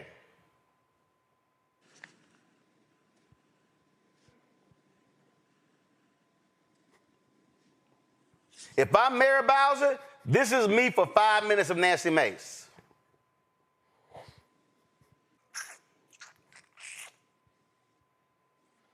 I ain't saying a damn thing, Matt. I ain't giving her nothing. I ain't giving her nothing. Or, listen. Or I'm going to roll up like Cash Patel. I ain't giving her ass nothing. Nothing. Nada. So I have two immediate thoughts about this. The first being that it's interesting that she started out talking about DEI. My understanding from little research I've done is that she was the first woman ever to graduate from the Corps of Cadets at the Citadel. But what she doesn't have on her house website is the fact that her father was literally running the Citadel at the time she graduated from the school. Why is that important? Because if she were a black woman, they would be talking about nepotism, how she didn't earn it, how her magna cum laude wasn't ever earned because her father was actually the person who was running the Citadel when she graduated. But she didn't talk about that. She just talks about DEI. Because the second point that I have to make is that I think we're in a part of society right now, or time in society, where our politicians are way too much about pageantry. This is about pageantry, and this is obviously about vitriol. Nany Mace is running for governor. She wants the sound bites, but that's all it's about. And if I'm you, I'm doing exactly what you say Muriel Bowser should have done, especially because she wasn't asking questions to get answers. This is like when I'm in a cross-examination and I want to beat up on somebody and I want to make a jury think that I'm in control and that they're whatever I want them to look like. This is not about getting actual answers to the questions. And I think part of that is because we, as a populace, have gotten used to the political pageantry where it's about sound bites and it's not about substance. Yep. Here's the other thing. The mayor doesn't write the laws. I mean, now, I don't know exactly how DC's mayoral council power structure is set up. But in a lot of places, right, the city council is the legislative body, of course. They're the ones who ratify the laws, and the mayor is, depending on where you are, either the chief executive or really the main point of that city council. To think that that person is going to know every law in the books in their area is just really an absurd idea, especially when you're cherry picking and picking out little parts of things without greater context. And this is all about pageantry. It's not about any substance. And we see Nany Mace is apparently trying to make her name because that's what she's doing, running roughshod anytime she gets an opportunity. And I don't think that Mayor Bowser should have countenanced any, or rather accepted any of that, or, been involved in any way, because it's all BS. It's not about getting real answers. Now, that was another back and forth on the Capitol Hill, this time with Congresswoman Rashida Tlaib, and it also involved a member of the Help, Congressman Byron. Thank you. Chair recognizes Ms. Tlaib from Michigan. Thank you so much, Mr. Chairman. I think it's really important. I mean, we're talking about, 700,000 people that live here, and I feel like their voice gets completely just dismissed. And so, if I may, Mr. Chair, ask unanimous consent to enter the record the Washington Post poll of D.C. residents found 8 out of 8 in 10 opposed Trump's taking over of their local police and sending in federal troops. Without objections ordered. I think it's also really important to understand, like, the incredible kind of slanderous, like, defamation. I don't know what to call it. They're just burying Washington, D.C. You just heard them speak about our nation's capital in that way, in a way that I feel very much like that's not what I see. I see people walking around with their families, people enjoying regards to it. But I think it's important, Mr. Chair, just like in D.C., home rule was won out of Black freedom struggle in the fight for civil rights, we can't be passive right now. So nobody over there should take anything we say like so personally as if we're attacking them. No, we're attacking a process. We're not attacking people here. And I think it's really important. We need to stand up against this fascist takeover. That's not a bad word. It's a fact. And here in D.C. and across the country, it is so incredibly important, Mr. Chair, that this committee does not allow rhetoric that defames or paints Washington, D.C. in a way that you all haven't really truly seen. You're just reading it. No, you're just reading it or something off of some. Will the gentlelady yield to a question? Yeah, I think it's really important. Will the gentlelady yield? No, I don't yield. I don't even have time. I can tell you. Your time's expired. It is expired, but Mr. Chair, but you all live here, and you're not telling people the beautiful parts that you do see in our nation's capital. And no, it's just wrong how we're doing it. Chairman, I think it's insane if the gentlelady doesn't have an argument, but she's going to refer to me and some of my colleagues. We were from the Third Reich. This is insane. It's insane. It's insane. It's insane. Do I look like a member of the Third Reich to you, Ms. Tlaib? Is that what I look like to you? You're the one taking your voting. Is that what you think? Is that what you think? Is that what you think? No, that's unethical. I think it's radical and I think it's insane. And I'll respect everything that you say. But to say something like that to myself and a lot of my colleagues is way out of line. It's way out of line. It's way out of line. Regular order, Mr. Way out of line. Regular order. That's okay. But it's okay, right? That is not how it goes. It's okay, right? You hold yourself accountable before you talk about Hold myself accountable? Hold your own self accountable. How about that? Hold your own self accountable. How about that? Free DC and make sure you vote with your own voting card. Got a little heated there. Got a little heated there between Rashida and MAGA, the Help, Byron. Again, and here's the whole deal. I know some people say, oh man, she went there. Guess what? When she runs in the primary, she wallops the folk who run against her. So all I'm saying is there are people out there who do want to see Democrats bring wood, who want to take it to them. That's what they want to do. So I'm just saying, if y'all want folk to turn out in huge numbers, you're going to have to sit here and learn to jack some folk up. Now, speaking of jacking some folk up, Ben Shapiro right-wing ideologue is running around some new book. I don't give a shit about it, so therefore, I don't know the name of it, because I really don't care. So he sat down with Stephen A. Smith. He's gone on The Breakfast Club. I think he was on The View. And they know better. They knew better. They ain't sent us the book, because I would never book his ass. So he decides to go sit with Ezra Klein with the New York Times. And this is what I call one of those genteel NPR type conversations. And it's about an hour, it's an hour plus conversation, but somebody had posted about like a couple of minutes of the interview, and I was so pissed off. I said, well, let me go back to this section. So it's about a 10-minute section I pulled that I just had to play, because if y'all want to see gaslighting and some absolute lying take place, watch this. I think I'm pushing you a little bit into something more fundamental here. No, but I think that they're connected. This is where it becomes the fight over Western civilization, because I would say during this period you have, when you're talking about Barack Obama with his sort of, micro-targeted polling or whatever it is, it's like you have the birther smear emergent on the right, again, I think in a very potent way. So, right, Obama creates reaction as well, just by nature of who he is. Well, I don't think it's just as easy as that. I mean, for people who don't, kind of live on the right and imbibe from the media of the right during this time, the understanding on the right was that Barack Obama was a much more divisive figure than the left and the traditional media like to say that he was. And they saw him as a fundamental transformative change agent who did not see the American experiment in a positive light. And they felt, the right, and I sort of agree with this, that he was dissimulating, that he was dissembling, that when he was saying that all the sort of positive, sunny, optimistic vision of America, that what he actually meant was the Cairo speech, where America was sort of a sinner in the Middle East, and that his view of American history was much more along the lines of what he said about Henry Louis Gates or Trayvon Martin than it was along the lines of there's no white America and black America, there's just Americans. And so the reaction of the right was, okay, this is an interest group-based politics that does not particularly like the founding. And Stop. So basically what Ben Shapiro is saying is President Barack Obama, unlike all the white men who came before him, did not tell his story. They did not tell the his story. Obama didn't fall for the his story. Obama actually talked about the history of the country. And so when Shapiro says the right, this sunny view, what he's really saying is, oh, see, the white men before Obama, they left all the bad shit out. So they didn't bring up slavery, they didn't bring up Jim Crow, they didn't bring up systemic racism, they didn't bring up redlining.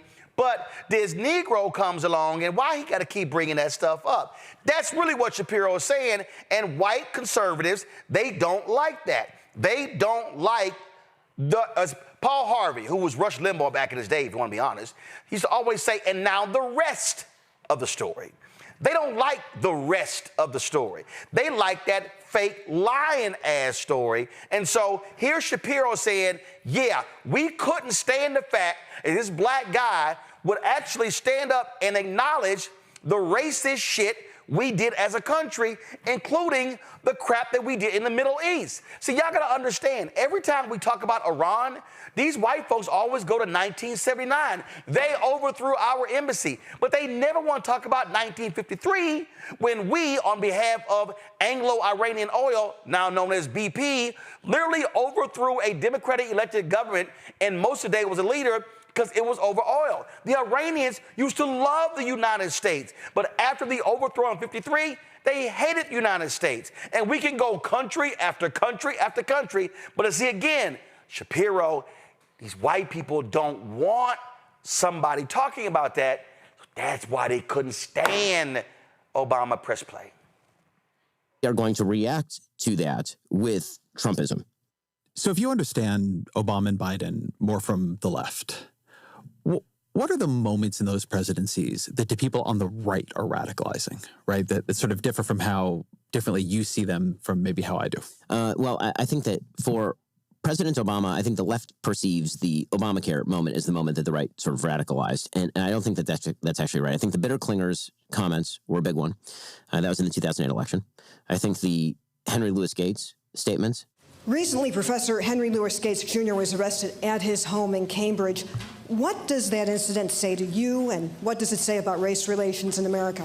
In which he suggested that the officer had acted stupidly and then sort of linked that with racial discrimination in the past. He just lied, and they're going to play the video, and Ezra Klein doesn't stop him from lying. Press play. I think it's fair to say, number one, any of us would be pretty angry. Number two, that the Cambridge police acted stupidly in arresting somebody when there was already proof that they were in their own home. And number three, what I think we know separate and apart from this incident is that there is a long history in this country of African Americans and Latinos being stopped by law enforcement disproportionately. And that's just a fact. The Trayvon Martin situation was quite polar. Okay, so I called this out in real time when I was on CNN and other places, and white people didn't want to confront this. So let me tell you what they did. Sean Hannity, the conservative people, Obama calls the cops stupid. No, he didn't. I remember being on CNN saying, no, complete the sentence. They played it. See, this is where Ezra Klein pisses me off. Because, see, he doesn't stop Shapiro. He allows Shapiro to go with the lie, and it goes uncorrected. Shapiro says it was the issue when Obama said the cops acted stupidly. Then they played the clip. What does the clip say? Obama says the cops acted stupidly, pause, in arresting Gates after it was determined it was his house. Obama never called the cops stupid. He said it was stupid for you to arrest the man after it was determined it was his house. But that conservative media didn't do that. I remember this like it was yesterday. Hannity was foaming at the mouth, and Glenn Beck and Bill O'Reilly and Megyn Kelly and all of them were just going at the mouth. And you know what happened? I'm going to give y'all some inside stuff, okay? So after this news conference, the white boys around Obama were like, we got to walk this back. We got to walk this back. And so then that was a meeting. Now, let me help y'all out. There are two staff meetings at the White House. There's the 7 a.m. meeting, and there's the 8 a.m. meeting. Now, the 7 a.m. meeting is the real meeting, okay? Okay? That's where the principals are. So what happened was the white boys in the 7 o'clock were like, we got to walk this back. So when it got to the 8 o'clock meeting, the black people were like, no, hell no, we ain't walking shit back. It was a serious argument. I'm telling y'all what I know, okay? So it was an argument back and forth. And the black folks were like, there have been times when I walked out of this White House and I couldn't get a cab. So the white boys, Emmanuel, Axelrod and the others, they go into the Oval Office and tell Obama, hey, we got to sit here and we got to walk this back. He was like, man, we ain't walking. He said, no, we're not. Get out of my office. Yep, told him got the office. So then the white boys start gathering around, man, we got to figure out. So they start calling certain reporters saying, if Obama could, if he wish he could take that back. So I remember sitting on the set, and then one of the reporters at CNN said, I'm like, that's not true. I said, you don't want to walk that back? Well, Roland, my sources. I was like, well, I got sources too. See, I knew what the real deal was. So they put that out. That thing, conservative media, white conservative media, for a whole week. And the only reason there was a beer summit, because Obama was like, we got to shut this shit down.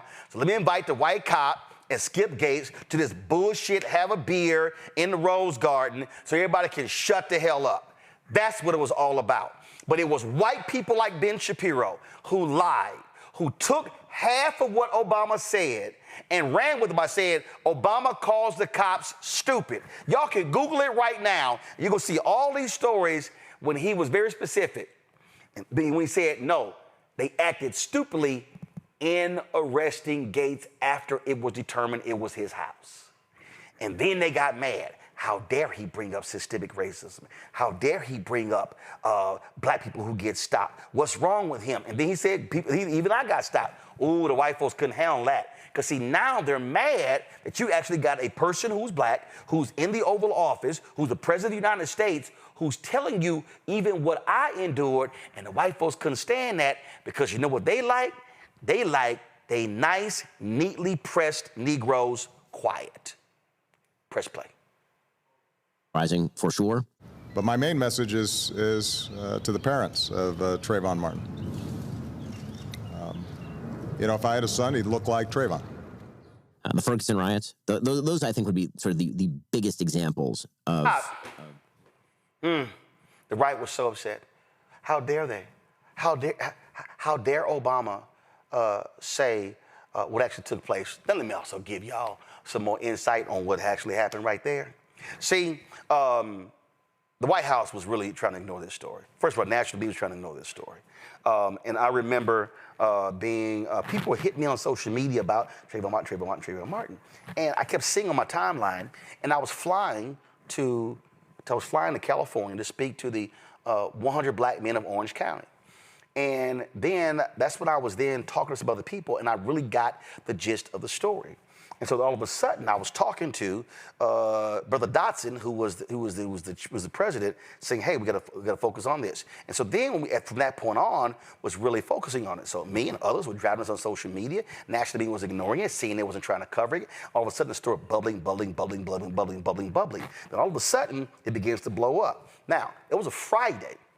And I remember doing that. That's when all these preachers were going to be doing hoodies up on this in pulpits on Sunday. I did a segment on Tom Joyner Morning Show discussing this. And I remember calling Valerie Jarrett, and I was like, "Yo, y'all about to get left behind on this story." I said, "Because this is going to blow up this weekend. There were vigils being planned, the hoodie up stuff." And she's like, "Well, you know, Obama doesn't really want to get involved because federal investigation." I'm like, "No, he's going to have to say something." And she was like, "You think?" I said, "I'm telling you. Y'all about to have a problem on y'all hands if y'all don't say nothing." So what then happens is, all of a sudden, give me a call back. "Hey, watch the news conference. He's going to get the question." Boom, he gets the question. Now, we all know, happens all the time, y'all. Happens all the time, okay? So Democrat, Republican, bottom line is, you know, media asks questions. So he got the question, and you got to understand, he was another announcement. He was about to walk away. The question came, and he came back and answered the question, okay? But that's what pissed the white folks off.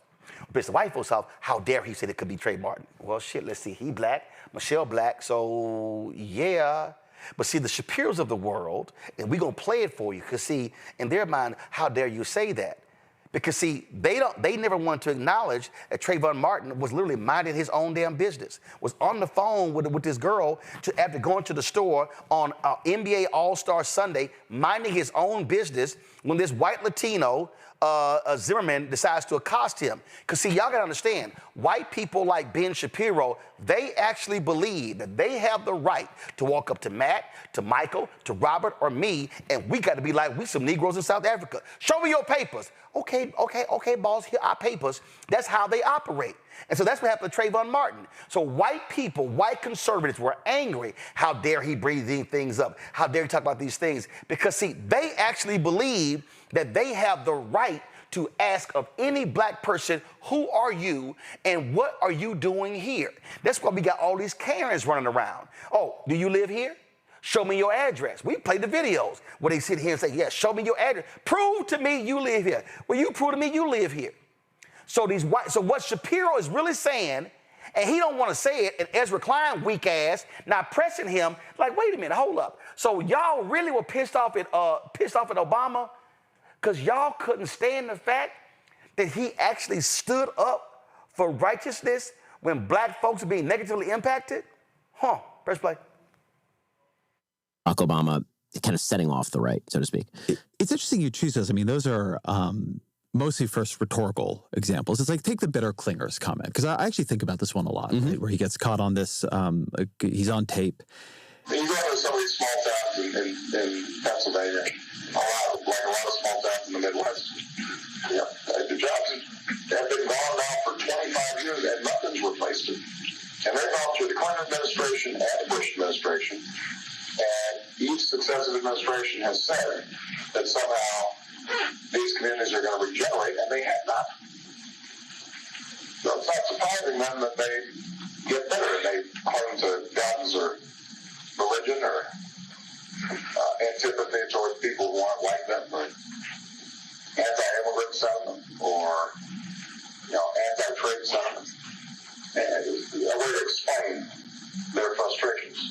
it's like, to me, if you compare that to things that get said, even say to Hillary Clinton's deplorables comment, right? He basically says, look, you have people in towns that these towns have lost everything. They've lost their jobs. They've lost the plants that employed everybody, that they have been, like, their fundamental dignity and livelihoods have been taken away from them.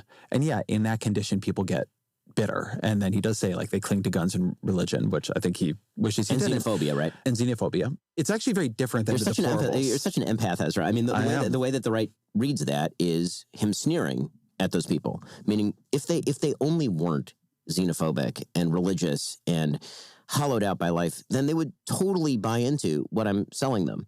And I think that this also meshes very well with what the right tends to think. He's saying that we have failed them, right? That they wouldn't just buy into what he's selling them. He's saying that, like, the left has, like, abandoned these people. Right, but I will not fail these people. And if I were given the power, then I would fix all of their problems. And really, if they only understood how much I could fix their problems, then and what's keeping them from doing that, the reason they won't embrace me, it's what I would say is this is the mirror image of how the left viewed what Mitt Romney was saying about the 47% of people who would never vote for him.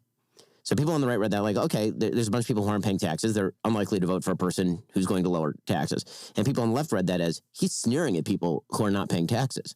Right? And so I think that there is that element here. It's also the other couple of examples you give are interesting for just being about race, right? And again, the racial issue here. Yes. Like, again, the polling data here is very, very clear. Pretty... Racial relations in this country got markedly worse in 2013, 2014, 2015. But is that because Barack Obama should have been more positive on what happened to Trayvon Martin or what happened in a very different way to Henry Louis Gates, or because it was hard for people to hear, like, yeah, if you're a black man and you see these, your interpretation is, yeah, like, we get hassled by the cops often for no reason in a way that white people don't really understand. Or my son could have been Trayvon, right? You know, when Trayvon Martin was first shot, I said that this could have been my son. Another way of saying that is Trayvon Martin could have been me 35 years ago. And when you think about why, in the African-American community at least, there's a lot of pain around what happened here, I think it's important to recognize that the African-American community is looking at this issue through a set of experiences and a history that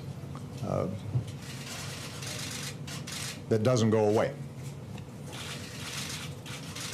You know, there are very few African-American men in this country who haven't had the experience of being followed when they were shopping in a department store. That includes me. I understand that as also an expression of pain, right? An effort to try to, like, build a bridge. It's very hard for me to imagine and Donald Trump doing the Henry Louis Gates, the beer summit, as it got called, where you had the cop and Gates to the White House at the same time. It's hard for me when I look back on that and the beer summit in particular to hear, like, that's what radicalized you all. Yes, and the reason is because the implicit promise of Barack Obama was the worst conflict in the history of America, which is the racial history of the United States, which is truly horrifying. That in his person, he was basically going to be the capstone of the great movement toward Martin Luther King's dream. And when instead things seem to move in the opposite direction, which was, well, you know, it turns out that black people in America, they're inherently victimized by a system, by a white supremacist system that puts black people underfoot. And my son could have been Trayvon. And people on the right saw that as like, well, but that's not true. You are an upper class black man who is living in the White House. And unless your son was mistaken for a prowler going around at night in a neighborhood, then no, that actually wouldn't happen to your son. In fact, you have two black daughters, and that stuff has never happened to them. So the sort of Michael Brown and Ferguson, the idea that when the president went out and he said that people wouldn't just make this up. Freeze. Okay, so here's what I want you to understand here. Because he went over, and again, Klein didn't stop him. Again, a shameful way to interview. What Shapiro is saying is, well, we thought when we elected a Negro, we would do all this stuff. It'd be poof, gone away. So let's see. Correct me if I'm wrong, When Thurgood Marshall was appointed to the Supreme Court by President Lyndon Baines Johnson, did racism in the criminal justice system just go away? No. When we got our first black mayor of a major city, Hatcher in Gary, Indiana, and Stokes in Cleveland, and Coleman Young in Detroit, and Maynard Jackson in Atlanta, and Marion Barry in D.C., did racism and inequality just poof, go away because the magical Negroes showed up? When we got our first black Fortune 500 CEO, did all of a sudden there had no racism, no discrimination, none of those things in corporate America because the magical Negro has arrived. And so therefore, now that he is here, it absolves us of all of our past and present and future sins because he has now arrived. That's literally what Shapiro was saying. So when he said, oh, this would have been a capstone, what he's really saying is we actually thought that when America finally elected a black person as president, you Negroes were going to shut up. You Negroes were going to stop complaining. You Negroes were going to stop demanding more. Damn it, we allowed one of you to become the holder of the highest office in the land, and y'all have the audacity, the unmitigated gall to keep complaining and demanding things. Why won't y'all just shut the fuck up? That's literally what Ben Shapiro is saying. And then he goes, and oh my God, but no, that's not what happens. All of a sudden, he comes there, and then we're like, oh damn, they're still complaining. And Ezra Klein sits there and just lets that bullshit just continue and just go on and on and on. Finish that crap.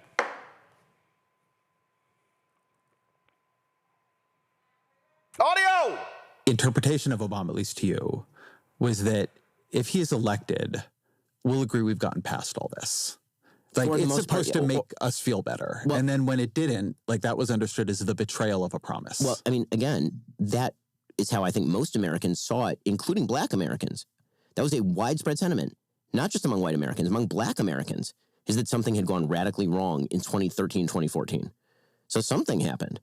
And this was an argument that was made by legacy media a lot, which was that the real reason people were so exercised about Obamacare wasn't because they really cared about Obamacare. Right? It was really because there were a lot of bitter clingers out there who, you know, were clinging to their God and their guns and their xenophobia, and they didn't really like the black president. And if a white president pushed Obamacare, then probably they probably had some problems with it, but they wouldn't have gone crazy like this. I mean, these people. I mean, I can tell you there's actually, you're saying there's evidence on this. Like, there was a lot of polling on this, on how attitudes on race correlated with attitudes about Obamacare. I mean, that may be the case, but the point is that the perception by people who are not actually picking on Barack Obama because of his race, but were picking on him because of his politics, was that suddenly everything was being refracted through a racial lens.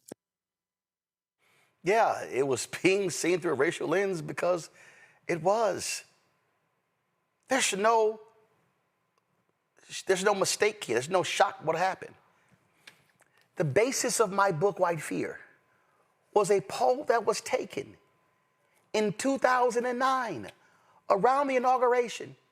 And the question was asked, are you optimistic about the future of America for your children? Black people, Latinos, Asian Americans, a majority said yes. Less than a majority said no.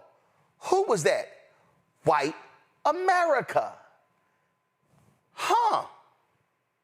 I saw that and went, something's up here. And I began to look at other data. And that's when I came to the conclusion, we are about to embark on the beginning of white minority resistance. It's the thesis of my book. Hey, Ezra Klein, maybe your ass should call me if you really want to have this conversation. But see, they don't want to have this conversation. The networks didn't want to book me to have the conversation. Do you know why? Because they would have to confront the reality. And so what Ben Shapiro is doing is trying to gloss over the reality that President Barack Obama's presence all of a sudden freaked white people out. And when he said that, that Trump was a reaction to Obama, he's right. Why? Because the history of America, we know for a fact that white backlash always followed black success. So this is no shock here. But Ezra Klein is not deep enough to understand this because as a white man, he can't fathom these things.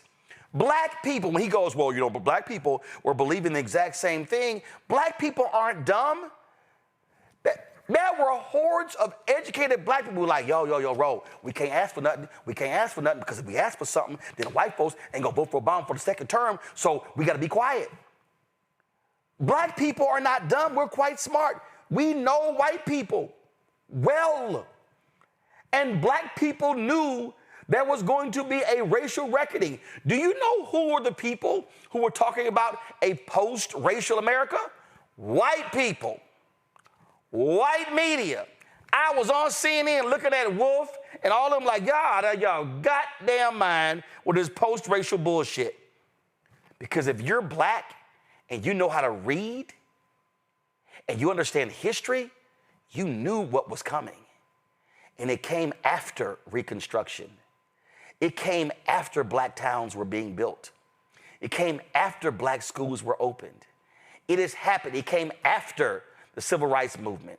It came after the election of the black mayors in the 1970s with Reagan in the 1980s. We have seen this movie over and over and over again. And so what pisses me off about this section of this interview is that Ezra Klein literally has no depth or knowledge to break down what Shapiro said, and he just allowed him to float bullshit, and it was unanswered, it wasn't challenged, and if you are watching this, you would go, oh my, this was a rather revealing conversation. Yes, it revealed the racist points of view, no matter how well-dressed and well-spoken out of Ben Shapiro's mouth, and it showed the lack of understanding of a white progressive like Ezra Klein. Robert, your thoughts? Look, I think, one, for the people who are the, why didn't Obama do more when he was president? Just looking back at that looks almost like it was CGI. It doesn't even seem like it was real looking back at the Obama presidency compared to what we have now. The immense amount of pressure that was on him to not make a single misstep, to not say one word out of line because of the, as Barry Goldwater called it in 1968, white lash, that we all knew would come at the smallest tip of a hat. And we're living in that white lash right now. We're living in this post-Obama America where white America is saying that not only was it Obama, it was diversity, equity, and inclusion programs. And now I have a black female who's my manager and I have to go to HR training twice a quarter. Now all of a sudden, all the movies, there's a black Little Mermaid swimming around, and my daughter can't feel empowered knowing there's always going to be a little white princess to represent her. All of a sudden, you're seeing the tenor of America. Not just is it black people getting new rights, not just is it women getting new rights. Now you have to hear about LGBTQ that you've never heard of before, and those people that Obama talked about who have been quote unquote left behind by the American dream, whose factory jobs have been shipped overseas, and no matter how many tariffs you put on manufacturing, they're never going to come back. Those people who the education system has failed and they don't see a way out of the area that they come from. I tell people all the time, my mom and my sister hate this, grew up in Waverly Hall, Georgia, which is a small town about 45 minutes from the middle of nowhere. We lived in a double-wide trailer, and we lived around that part of America. We saw that. We saw the hopelessness. And when we go back now, those same people are still there. And when they see somebody who looks different from there, they can't believe that they did it from merit, and they think that the system was helping them along the way. And this is why we're seeing this fierce backlash we're seeing right now. So the point is that everything that Ezra Klein was doing was letting Ben Shapiro explain that to the American public. You can't get that without letting him just have a narrative, just letting him put it out there. We couldn't break down what Ben Shapiro was saying unless we heard him out for the first time, realizing that most of these black MAGAs that you see right now were field soldiers for Obama in 2008. And Shapiro's explaining how they were radicalized to the point that they are out here representing white supremacists now. The thing that I find to be just so interesting here, Matt, is, and we've heard all this stuff before. I mean, what Ben Shapiro is saying ain't nothing new. I mean, literally, as he was talking, again, I remember being on the air, fighting this shit 9, 10, 11, 12, 13, these white Confederates and all this sort of nonsense. And see, and the reality is they couldn't say the N-word. But remember what Lee Atwater said. He said, we know, and it's on record, it was recorded. He's like, we no longer have to use the N-word. It's other stuff that we can use. And that's what was happening. And so they love to say, oh, no. We weren't targeting Obama because he was black. The reality is there were white people in this country who were believing that, oh my God, we're gonna lose stuff. He's gonna just give stuff away to the blacks. And it was all sort of stuff. It's in the data. It's in the polling data. So when they go, when this idiot and Megyn Kelly goes, oh my God, Obama came along and race relations just went to hell. Hello. Maybe it was the mere presence of the black guy that kind of pissed some people off. That's what it was, and that's why they talk about it the way that they do. And I think the reality of it is this. I don't think most people had any illusion that racial issues were going to go away by the election of Mr. Obama. I think what white people thought, particularly racist white people, particularly hardcore conservative racist white people, is they thought that the election of Barack Obama took away his ability to address anything racial. I mean, just the idea that Ben Shapiro was talking about, oh, you're upper middle class, you're in the White House, you're, accomplished, right? That's exactly the kind of rhetoric you heard around this country all the time when Mr. Obama was elected, because then it became, you are the cream of the crop by what we call to be American metrics, and therefore, the fact that you are there means that there can't be institutional racism. It means that black men can't be being targeted by the police. It means that black people can't be dying disproportionately at the hands of the police, because your election is supposed to be proof positive that those issues don't exist. And we all know that that isn't true. And I think part and parcel with that is a lot of the frustration with Obama was this idea that he no longer had license to speak to issues that he should have to speak to as the president of the United States. Now, the fact that he's a black man, which rankled a lot of people in general, I mean, let's be frank, exacerbates that. But the president of the United States is supposed to serve everyone in the country, right? And should be addressing topics du jour, major issues. So the idea that a black president can't address black issues because he's black is problematic. But I think that there are a lot of people who thought his election took away his ability to do that. And more than that, I think the better example of the fact that it was just the color of Obama's skin is how vitriolic all of the pushback against policy was. I mean, with Trump, you have somebody who is going out daily, making incendiary comments and purposely sequestering parts of the population. But that wasn't coming out of the Obama White House. What was coming out of the Obama White House was policy.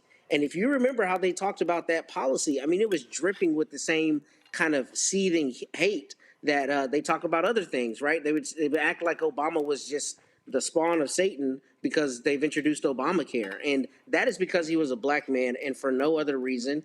And because he's a talisman of that exact life that he's talking about with the bitter clingers. The people in American society who are forgotten, largely white people, the largely white people on welfare, they see him as a talisman of the life that they've had stolen from them by virtue of the existence of people like him. So when he gets in the White House, he's not allowed to talk about black issues. That's what I saw then, and that's what I think Ben Shapiro is speaking to now. See, the thing here, Michael, and this has been white America since the beginning. So folks go, oh, no, I'm not racist. And see, people understand is this is not a conservative versus progressive conversation. Because there are white progressives who think and act the same way. So in their minds, no, I'm not racist. I'm not bigoted. I don't have any. So I tell people all the time, see, the biggest problem we have is we say racist, not racist. I said, that ain't the issue. Right. It's all that stuff in between. It's that space in between. It's the assumptions. It's the microaggressions, all those things that we can spot it so easy, it's crazy.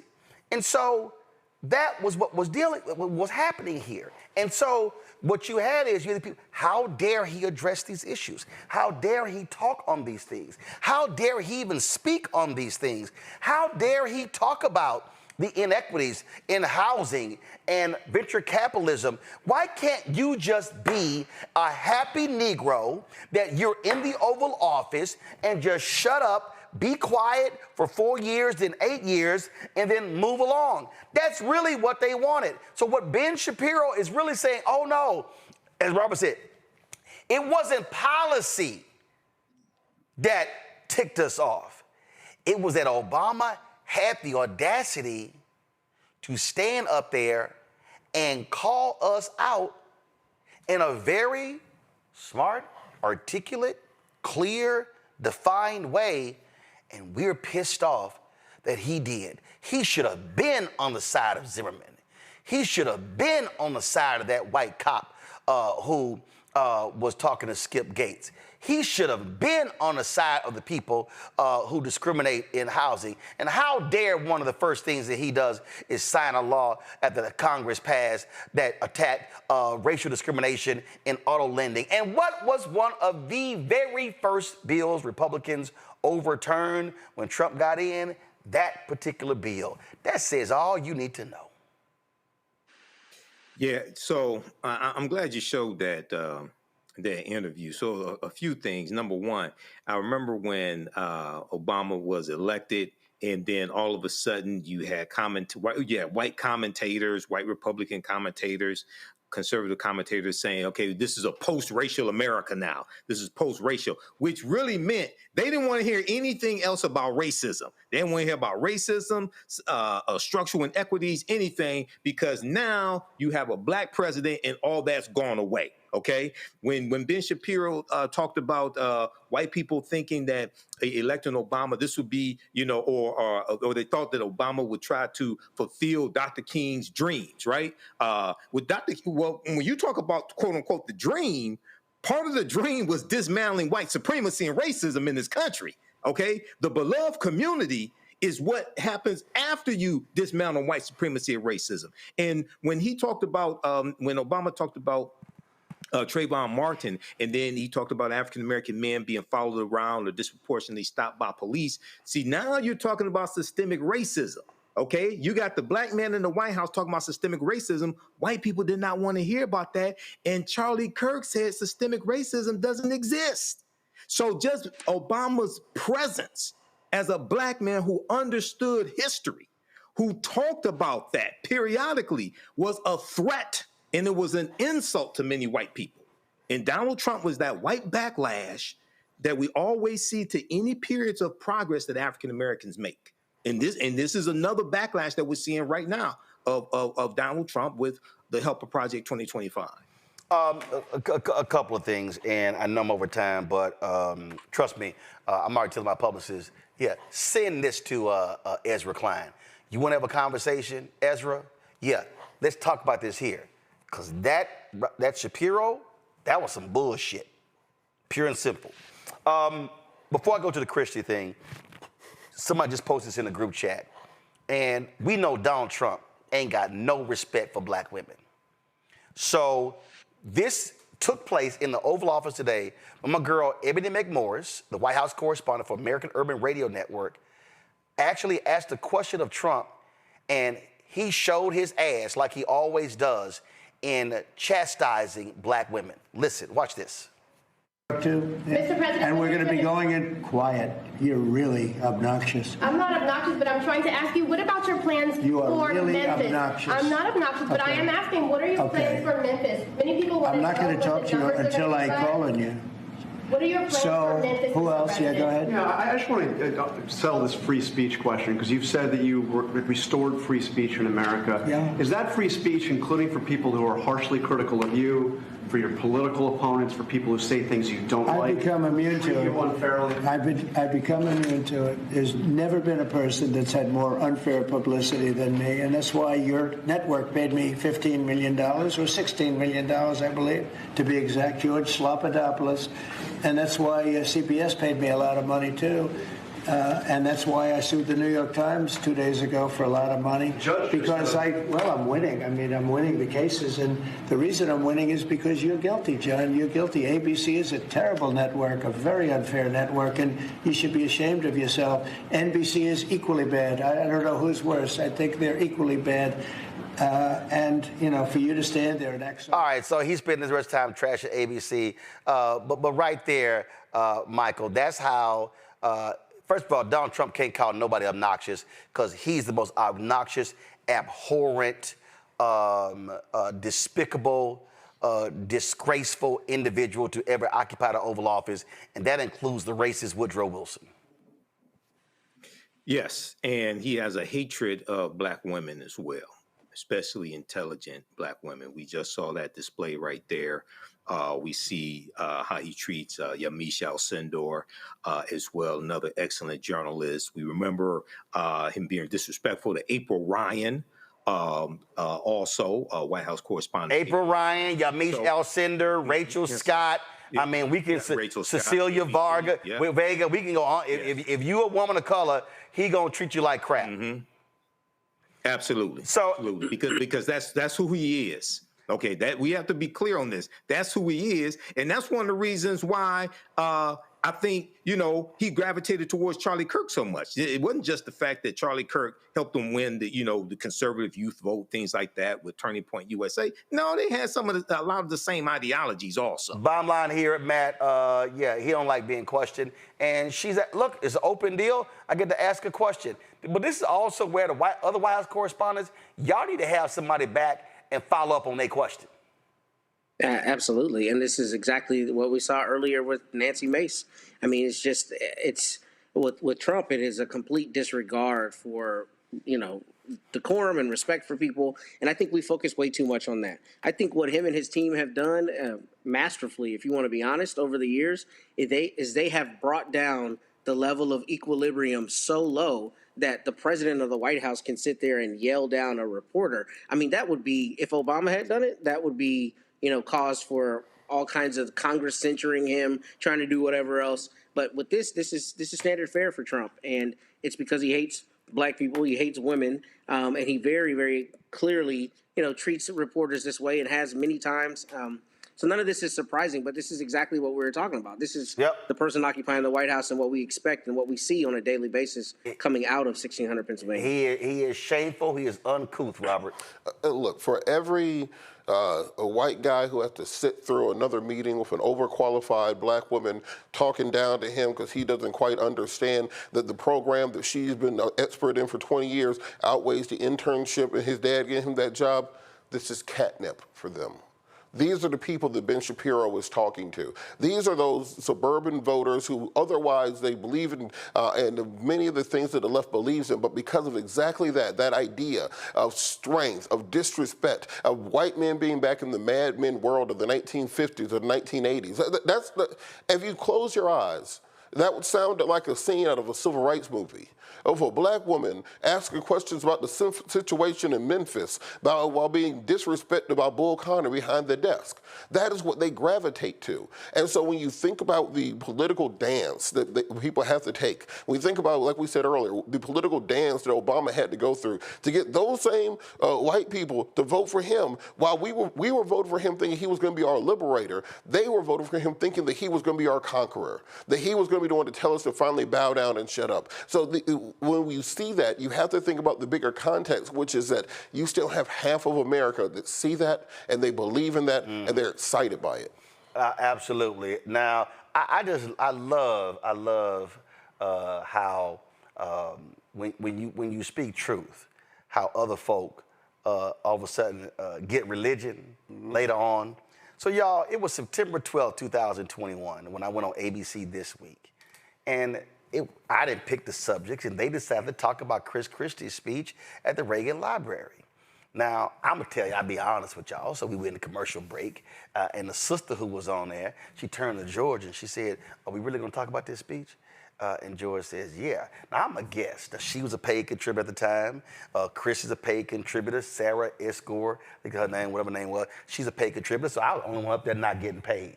So I wasn't saying nothing. But inside, I was like, ooh, bring that speech up. Ooh, please bring that speech up. Because I was ready to tag that ass. And I did. Now, let me tell y'all what happened. Christie walked off that set so mad, so pissed off, man. He went and this was an ambush. 3 executives told me this afterwards, okay? I ran to one of the NABJ, was like, yeah, we just thought, we like more collegial conversation. We thought that was just too much heat. I said, heat? Baby, on a scale of 1 to 10, that was a 4. That wasn't no heat. Now, what's funny is, everything I said in that segment, Christie has been saying ever since. So who was right? Oh, and by the way, I ain't been back on ABC this week. Not when Stephanopoulos is hosting, not when Jonathan Karl is hosting, not when Martha Raddatz is hosting, because I guess, you know, that was just, I wasn't being respectful. I wasn't bowing down to Lil Christie. Well, he ain't Lil, but I was not bowing down to Christie. So I made the point, we gonna run this every single year as a reminder of me lighting that ass up. And I was right. Did y'all, and I want y'all to roll it. Y'all roll it from the beginning? You got the whole segment? Roll it. Christie, he was referring, of course, to former President Trump, also went to a police station in New York yesterday, complained again about the rigged election. You gave a major speech at the Reagan Library this week where you said it was time to face the realities of the 2020 election, renounce the conspiracy theorists and the truth deniers. So you're on a collision course with former President Trump. No, I'm on a course to try to make sure that my party remains rather relevant in the political conversation in this country. Maybe it becomes. Aren't majority? You're seeing more and more Republicans are now saying they're buying in to the conspiracy theorists. In the end, I do think that it's moving in the other direction. I mean, I think it'll continue to move in the other direction. And what that speech was all about was to repeat what I said with you on election night. You know, at 2:30 a.m. on election night, when the president made the speech that he made, President Trump made the speech that he made, I said it was unfounded and that there was no evidence of anything like what he was talking about, and he needed to stop. And I've since then, it's taken hold among Republicans. It's taken hold among some Republicans, George. But I think what you're seeing over the course of time as this continues to move past election night and the emotion of an election is that more and more people are saying that that's not true. And by the way, it's also incumbent upon all of us in the party who don't believe it's true to speak out. Because you're not going to convince everybody overnight. The same way we're having the conversation about vaccines, and you're not going to convince certain people of certain things. I can't tell you how many conversations I've had with friends of mine who are smart, good people who aren't vaccinated. So are you getting blowback? I mean, listen, a little bit, but much more praise than blowback for the speech. And so, but in the end, that's not why I gave the speech, to either get praise or worry about blowback. You say what you believe. That's what I try to do here every week when I'm on. And I said what I believed on Thursday night, and it's what I'm going to continue to believe. I just think for 4 years, we watch Republicans either be silent or be complicit in the building of the monster that is Trump.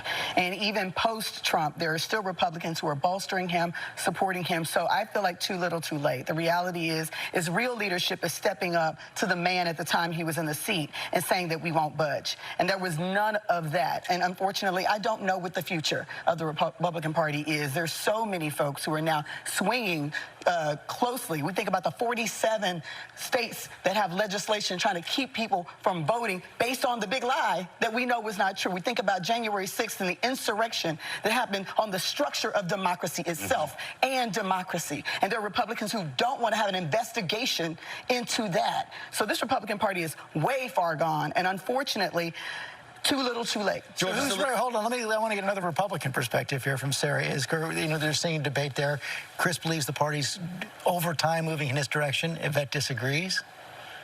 I think that perhaps we will finally see what we didn't get to see in 2016, where there were 17 candidates, nobody dropped out so that you could have the one-on-one versus Donald Trump. Perhaps it looks like Donald Trump is going to run again. We're certainly told that by all of his advisors and by all accounts from him. If it is Christie versus Donald Trump in the Republican primary, Republicans will have a choice. And certainly Donald Trump is in some ways at his weakest that he's been since he left the White House, and in other ways, certainly what he has said and Trumpism has picked up within the party. It will be up to Governor Christie to make the case that there is somewhere else to go. But I do think if Trump runs, he may be alone in that lane, and that could be helpful. I'm sorry, Republican Party, they made their choice. And I appreciate the speech, Governor, but the reality is this. You have to admit, Sarah, you have to admit the role that you played in putting the person in leadership who is driving conspiracy theories. It's one thing to condemn them after the fact, but you have to own up to the role that you played in putting the person in power. The time we both ran campaigns against No. Let me finish. First off, I don't have to admit, First off, I don't admit anything to you. Can I finish? First off, I don't admit to you. And second, I ran against Donald Trump in 2016. You also coached him for the debate, sir. You ran against, here's the deal, you ran against him. But when a person has principles, morals, and values, they do not support them even if you lose. And what they say is, I choose patriotism and the country over party and power. And the problem was too many Republicans chose power in riding with Donald Trump as opposed to patriotism and America. I'll sleep fine tonight with you judging my morals. Well, guess what? As a voter, as a voter who has 13 nieces and nephews, what I also want to see in America are Republicans and Democrats who have the guts to stand up to narcissists, to folks who lie, to folks who sit here and lead a country in the wrong direction. And what that man has unleashed on this country, any Republican who stood with him has to own it and accept the role that they played. Yeah, well, that's fine. I'll accept the role that I played in the 2016 election running against him, and I'll accept the role... Let him finish his point now. Let him finish his point. And I'll accept the role that I played in my belief that Hillary Clinton was not the right person to be president. We all get to make choices, Roland, in this democracy. I made my choice. I'm on record of my choice, and I'm not walking away from my choice. But it does not preclude me from being able to be critical when the person that I did support does things that I am against. And so this false choice that you're trying to set up, it's a false choice and one that the American people are not going to buy either. Roland, let me just press one other point.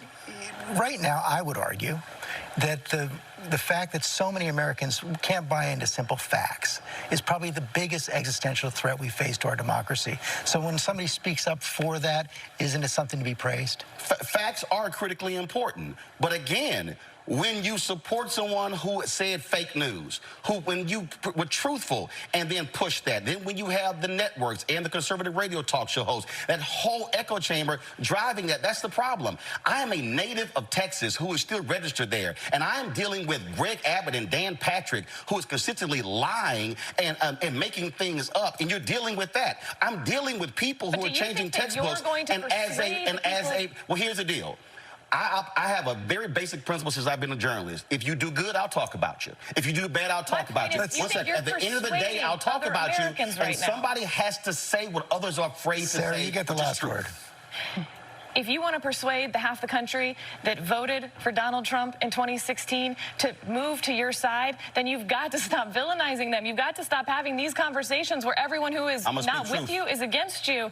And when someone says that Donald Trump did something wrong, you may want to consider praising that and trying to use that to persuade the people who are not going to be persuaded by what you said. That is going to have to be the last word. This debate could obviously continue. I'm sure it will in coming weeks. Nah, we didn't have it in coming weeks because they ain't invited me back since. But here's the reality, and I'm going to start with you, Matt, on that whole thing right there. And this is the thing that, to me, that is so laughable, even when I look back at that 4 years ago. Christie helped Donald Trump prepare for the 2020 debates. Christie was endorsing him. Christie wanted him to beat Biden. So after 4 years of all that lying and all that nonsense, he was still hoping he was going to win 4 more years. So now after he loses, then January 6th, don't try to come now with the Ronald Reagan speech. Now, I wasn't buying that nonsense. I mean, you're right. See, also, J.D. Vance is in the White House, and wasn't he one of the most vocal never-Trumpers? Yep. You know, look, I mean, and then here's the thing. Sarah Isker, her point is one that really infuriated me because this is exactly what you see people do. You see them move the goalpost, right? It doesn't become like, okay, let's address the fact that you not only aided and abetted, especially Chris Christie will understand that, being a former U.S. attorney, you aided and abetted this man who's now in the White House, who you're now decrying, or at that point he was out, but who you're now decrying, and you have to address that. And the second thing about that is people have to be able to look at the value or the facts of a platform. It's not a matter of whether they're being, quote, villainized or not villainized. That's exactly what we're seeing right now. Make your vote based on the substance, not on whether somebody's villainizing you. And I hate that point, because that kind of sanitizing is exactly what we see. Oh, well, people aren't going to want to vote if you make them feel bad about themselves. Well, I'm not going to lie to them so they feel good about themselves. I got to speak the truth to power. And when you do that, people naturally don't like it. And that's exactly what you saw in that segment. And Chris Christie, you know, a speech does not cure your aiding and abetting. And the thing here, Michael, and this is my problem with the folks at ABC. Oh, that was just too heated. Hell, that wasn't even remotely heated. But see, they don't want that type of grilling on the Sunday morning news shows, because those Sunday morning news shows, it's all nice and wonderful, and let's go laugh in the green room, let's pat each other on the back. No, I'm sorry. You got to speak truth when you're talking to the American people, and the reality is that's what I was doing. And listen, I ain't been back there in 4 years. Morning Joe ain't invited me back since 2015, because I'm not about to sit here and play a little cute-ass little game and make you feel comfortable. I wasn't praising that damn speech after what Chris Christie did. And hell, to make matters worse, he did all that ass kissing of Trump in 2016, and Jared Kushner got him booted off as the leader of Trump's transition team, and he was still standing there with him. I'm like, man, that man dogged you in your face, talked about your weight, just embarrassed you, left, and you was still riding with him for 2020? Man, come on. Yeah, that's what I was going to. So I remember I watched it when it aired live, okay, Roland, when you were on this week. I watched it when it aired live. But, yeah, so keep in mind, the backstory is Chris Christie, when he was U.S. attorney, prosecuted Jared Kushner's father, okay, sent Jared Kushner's father to prison. This is why there was that animosity between Kushner and Chris Christie, which is why Christie never got a position in the White House, okay? And then, yes, he helped. Then after all the humiliation, after all the fat jokes that Trump made about Christie in 2016 when Christie ran for president against Trump, or walked for president, one of them, then he goes and helps Trump prepare to debate Biden also, okay? You know, in 2020. So it's just ridiculous. It's just capitulating, you know, once again. But these Republicans are cowards. Well, but this also, though, Robert, it speaks to weakness in media. And so, no, we're not going to call you back. Now, mind you, that clip there went viral for 72 hours, actually for the whole week. The right-wing media research center thought they was trying to dog me by posting the clip. So that sucker hit 1 million in 48 hours. And I'm sitting here like, really? Like, y'all mad? No, that's the fact that ABC This Week has not called me one time in 4 years shows you how mainstream media operates when they don't want real, independent truth tellers on these shows. And why you think you don't see me on Fox no more? It's because this is exactly now, Fox had a whole file on me. They wouldn't call me. They were like, dawg, that Negro there, But look, this is exactly the point that when we're talking about these things in media, which is there's an alternate universe. You know how every movie now has a multiverse? And then there's like the timeline. You go down the darkest timeline to the apocalypse. That's the one we're on. We're on the bad timeline. And there's an alternate timeline where people listened to you back then, and we went on the Kamala Harris first term, and we're building windmills and solar panels everywhere right now, instead of dealing with tanks in the streets and the rolling back of every single right we can think of. And I think we talked about Chairman Meeks earlier. I think people don't realize what House Republicans have been pulling with this the funding the government bill. They locked Congress in for 36 straight hours this week.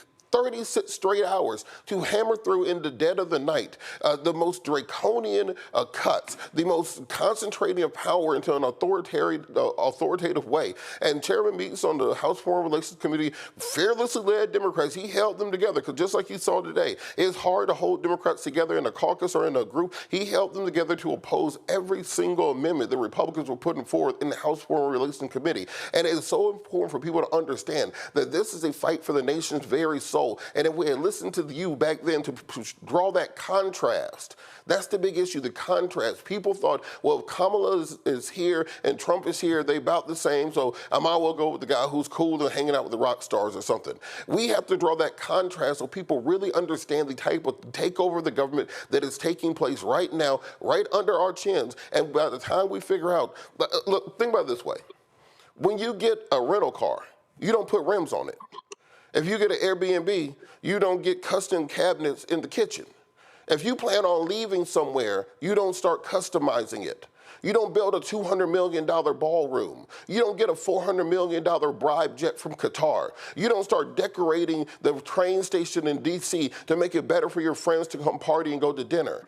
People are in an existential threat for America, and we have to understand that truth tellers like you are what's important right now. And what happens is, again, by calling them out, they have to own up to, like Sarah, she went to go work for Jeff Sessions in the Department of Justice.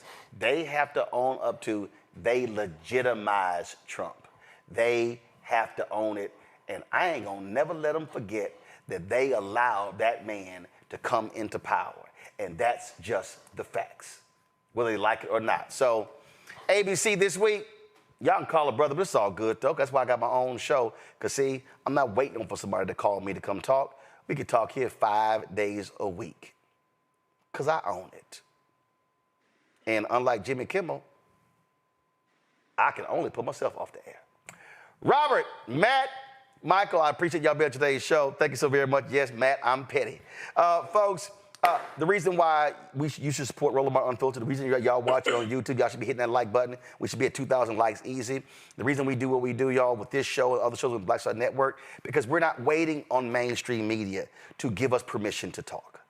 We're not hoping they call us back. We're not hoping they call us once every 3, 4, 5, 6 months to come do a 1-hour show on Sunday morning. No, we are here 5 days a week, 2 hours a day.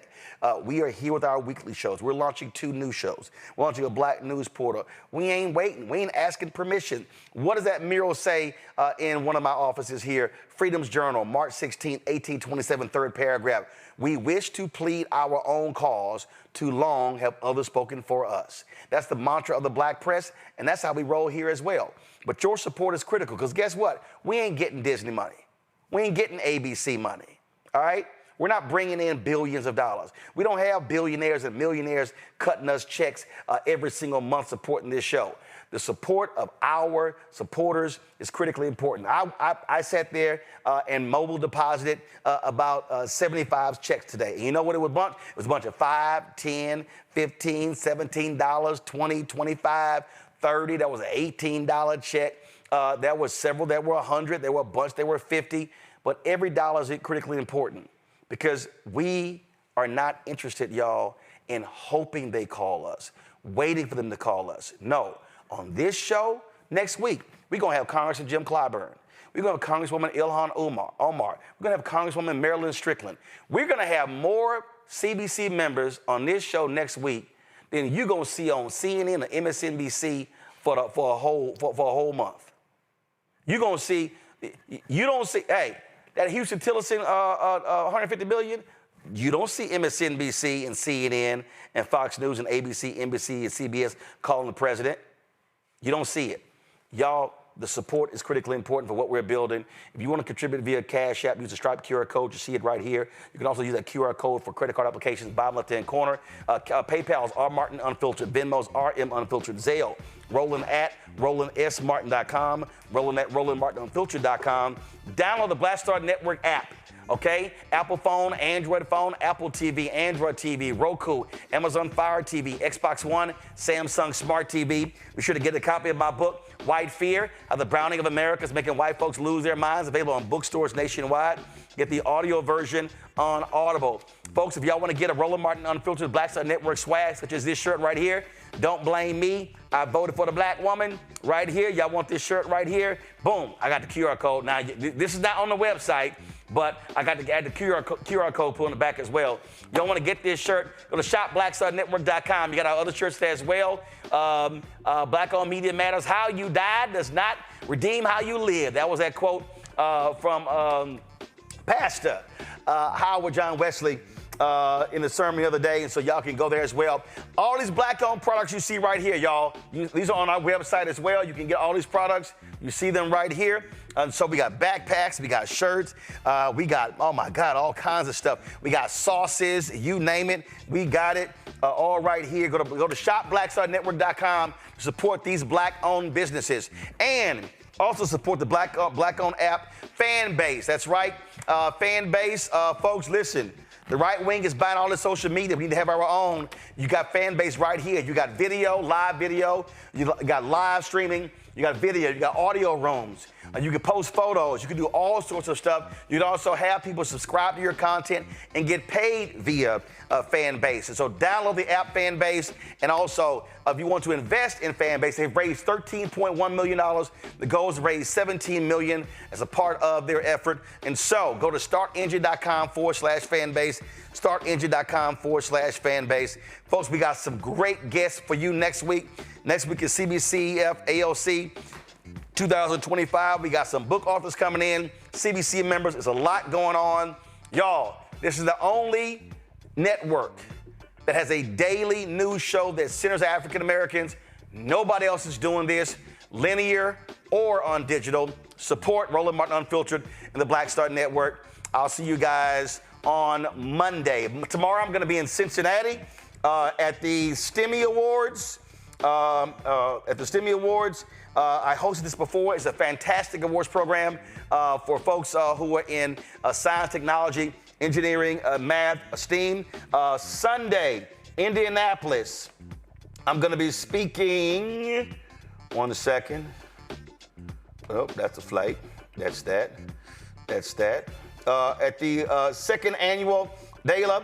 So look forward to that. Monday, I'll be live from Dallas. Hall of Famer Nancy Lieberman Klein has her celebrity golf tournament. I'm going to be there supporting her foundation. I'll be broadcasting live from Dallas on Monday. Folks, y'all have a great weekend. I'll see you. We always end the show on Friday with all of our donors. Here you go. Hi!